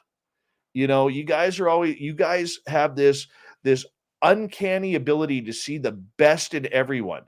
And I really admire that, because I've been in the cages so long now, I'm bitter. You know what I'm saying? Yeah. I'm one of those bitter fighters, like, that is like on their 20th fight, and you guys are like on your second. You guys are like, yeah, this is awesome. And I'm like, oh God, another punch to the head. Here we go. Right. And I admire that, and I envy that you see the best out of everybody. And believe it or not, I actually will say, okay, like, this is what Ben and Joe are doing. Okay, what are they seeing that I'm not? Yeah, well, right. That's and you and I'm not going to use the name Ben, but you and I and Joe have talked about this one person about that, right? Yeah. And I have to do better. You know what I'm saying? I have to have more Ben and Joe in me than miserable, angry Dave Scott. Behind the scenes, miserable and angry Dave Scott. Right. So I appreciate that. dude, I think that's like, that's like the most vulnerable thing you could do, is because you are an expert in what you do, and it, in my experience, to be open to that idea, to like, hey, dude, maybe I'm just jaded at this point, dude. Like, just for you to be open to that idea is so huge, because I think from what I've been able to gather He is, put his finger up. Hold on. I think you got to hold on. No, that's sorry. My guest is in my StreamYard, so I'm just quickly Oh. chatting with you guys. So I told him to just hold I'm on. used to your show Oh. when you do it, and you have to be quiet. oh, Right, right. like, oh, Oh, it's like, oh my god. We're like, oh no, we're fucking up his show on our show. wait, hold on, wait. Give me 1 second here. Hold on. And now to Bumblefoot. Steve Stockton, give me a minute. I'm just on with the boys from UFO Garage. Okay, so I got you on mute. I'll be right there, buddy. So, anyways, So yeah, what I mean is, like, I wanted to turn back that compliment, Dave. I mean, this is, a circle jerk here, but like, we're just talking about what's actually happening. It's like we're all humans, and we're all trying to connect to each other. That's the end goal. We want to connect. That's it. yeah, and like, I'll tell you where I get mad, and I haven't even said this on my show. I get mad when you bust your ass every single night like we do. And it's not just me, it's my entire team. Okay. It's my people on social media. It's Gary on YouTube. It's Gail in news. It's Lynn on the weekends and all the behind the scenes stuff that she takes care of. Everybody has a piece in that. It's not, I may be in front of the camera, but everybody has a piece. And Ben, like you do in the website, you have a piece in that too. And when you see people who are, example, there's a brand new Canadian UFO show coming out. And I saw someone there whom I respect, very new to the field, very new, like been in the field for 6 months, if that. Okay. Goes on Facebook. I'm right before my show, goes on Facebook and says, I've been chosen as a UFO expert for this new Canadian UFO show. Uses the word expert. And I'm thinking, wow, I've been doing this for 6.5 fucking years. Okay. I realize I have a face for radio. Okay. But I've been doing this for 6.5 years, and my phone hasn't rang. My email hasn't lit up. And in the meantime, this person who can't tell a UFO from a grapefruit is now a UFO expert, dude, on a television show. I'd be pissed. And dude, it hurt. Yeah. It hurt bad. It really did. And or when you have information stolen from you, or people backstabbing you behind the scenes, blaming you for things that you didn't do, or just like, I mean, Dave, do you you're such an influencer on our show, but like, we're also influenced by other shows too. Like, everybody's influenced by each other. And I can only imagine, like, somebody that's very new, that is taking in this information very quickly, but they have the right look, and they talk the right way, and they talk about the same things. I can imagine how that would be pretty frustrating. Especially when you look. It sounds like sour grapes. Okay, it does sound like sour grapes a little bit. I don't mean it that way. This is the way I look at it. Like, I could care less if I was chosen. Okay, I'm going to contradict myself here a little bit. I don't care that I was chosen. Why wasn't it Grant Cameron? Why wasn't it Ryan Stacy? Right. Why wasn't it Victor Vigiani? Why wasn't it somebody, Charles Lamoureux in Vancouver, or what's Rob's last name? Rob Freeman. Thomas. Oh no. These are people who've been doing this 20 plus years. Okay, for Grant Cameron, almost 50 years. Yeah, dude. All right. And look, I realize fresh faces, fresh information. 6 months, dude. That's crazy. And the problem is, here's the problem. We give kudos to that person. Great job. Good for you. You're going to smash it. You know so much about UFOs. You're one of the only people I follow. Really? You know, in the meantime, that hurts us as a community. But the TV shows don't care. They don't care about us as a community. They're looking for that fresh narrative, that fresh face, that pretty face, that non-gray hair, non-fat, low high soy content, right? That's what they are going for. And it sucks, but I mean, that's it. Or like last night, you know, I had someone drop another my guest during the break for 5 minutes dropped the name of of my competition on my air and was bragging about my competition. Not that I don't like my competition, because I think he's a good guy. Okay? He's a good guy. But there's certain things you just don't do. Yeah. You know, and this person, you know, that you were there, Ben, they were talking about this fancy new website and everything, and Yeah.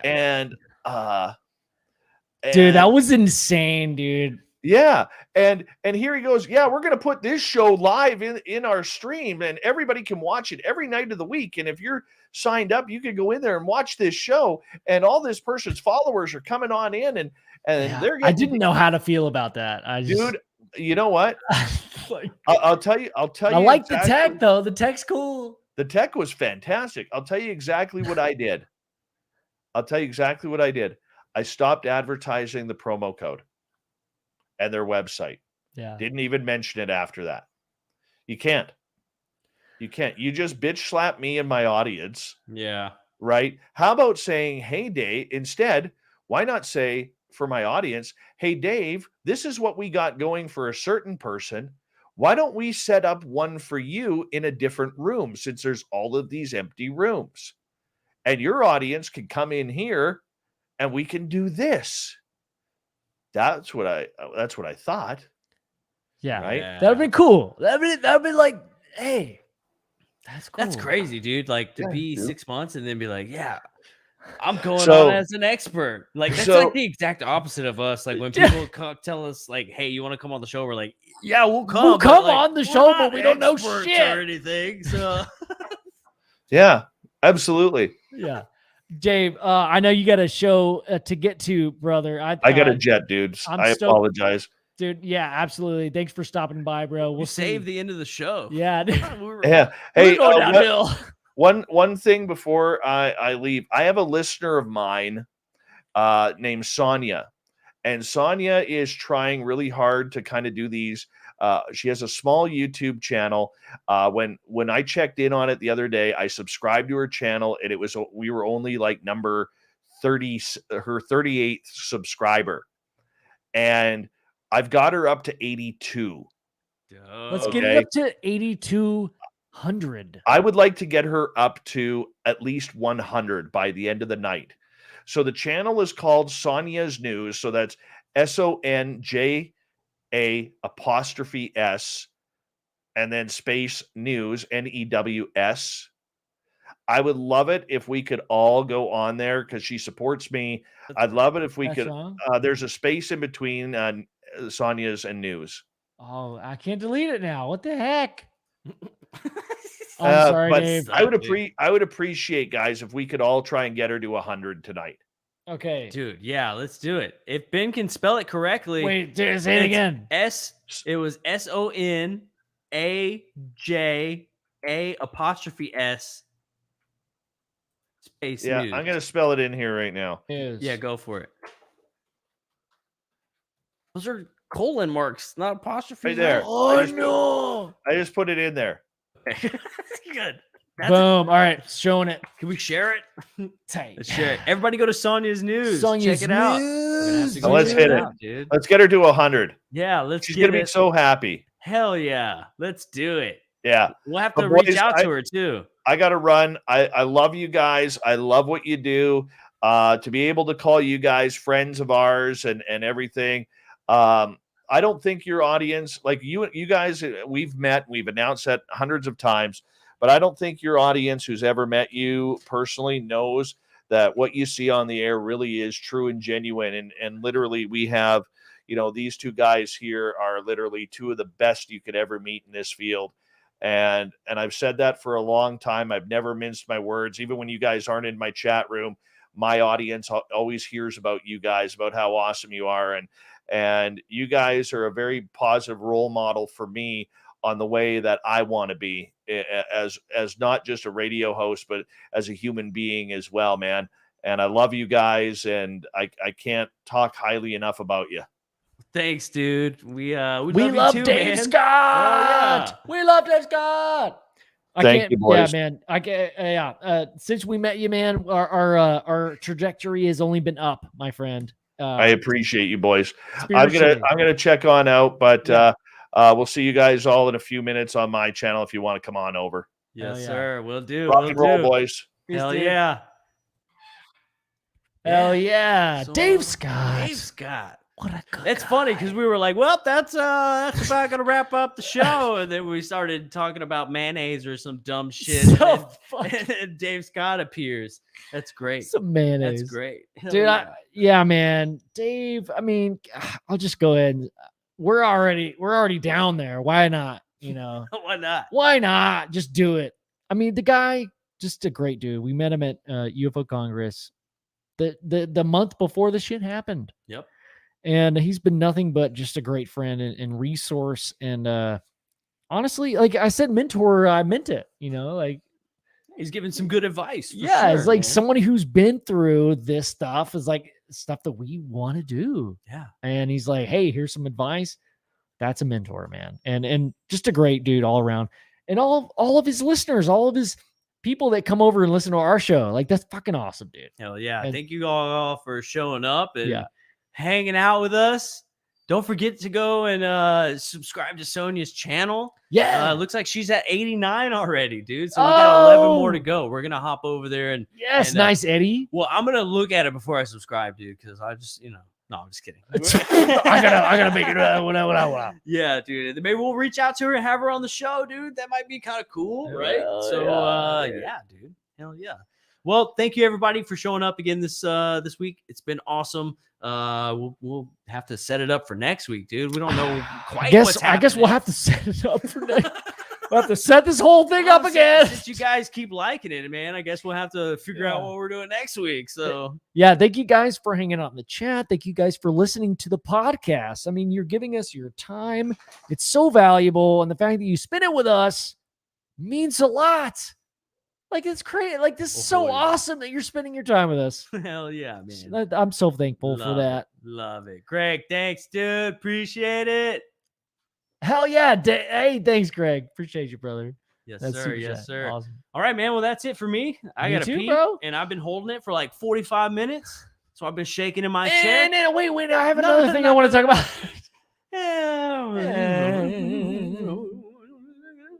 Hey, man. This has been another episode of UFO Garage. We'll talk to y'all next time.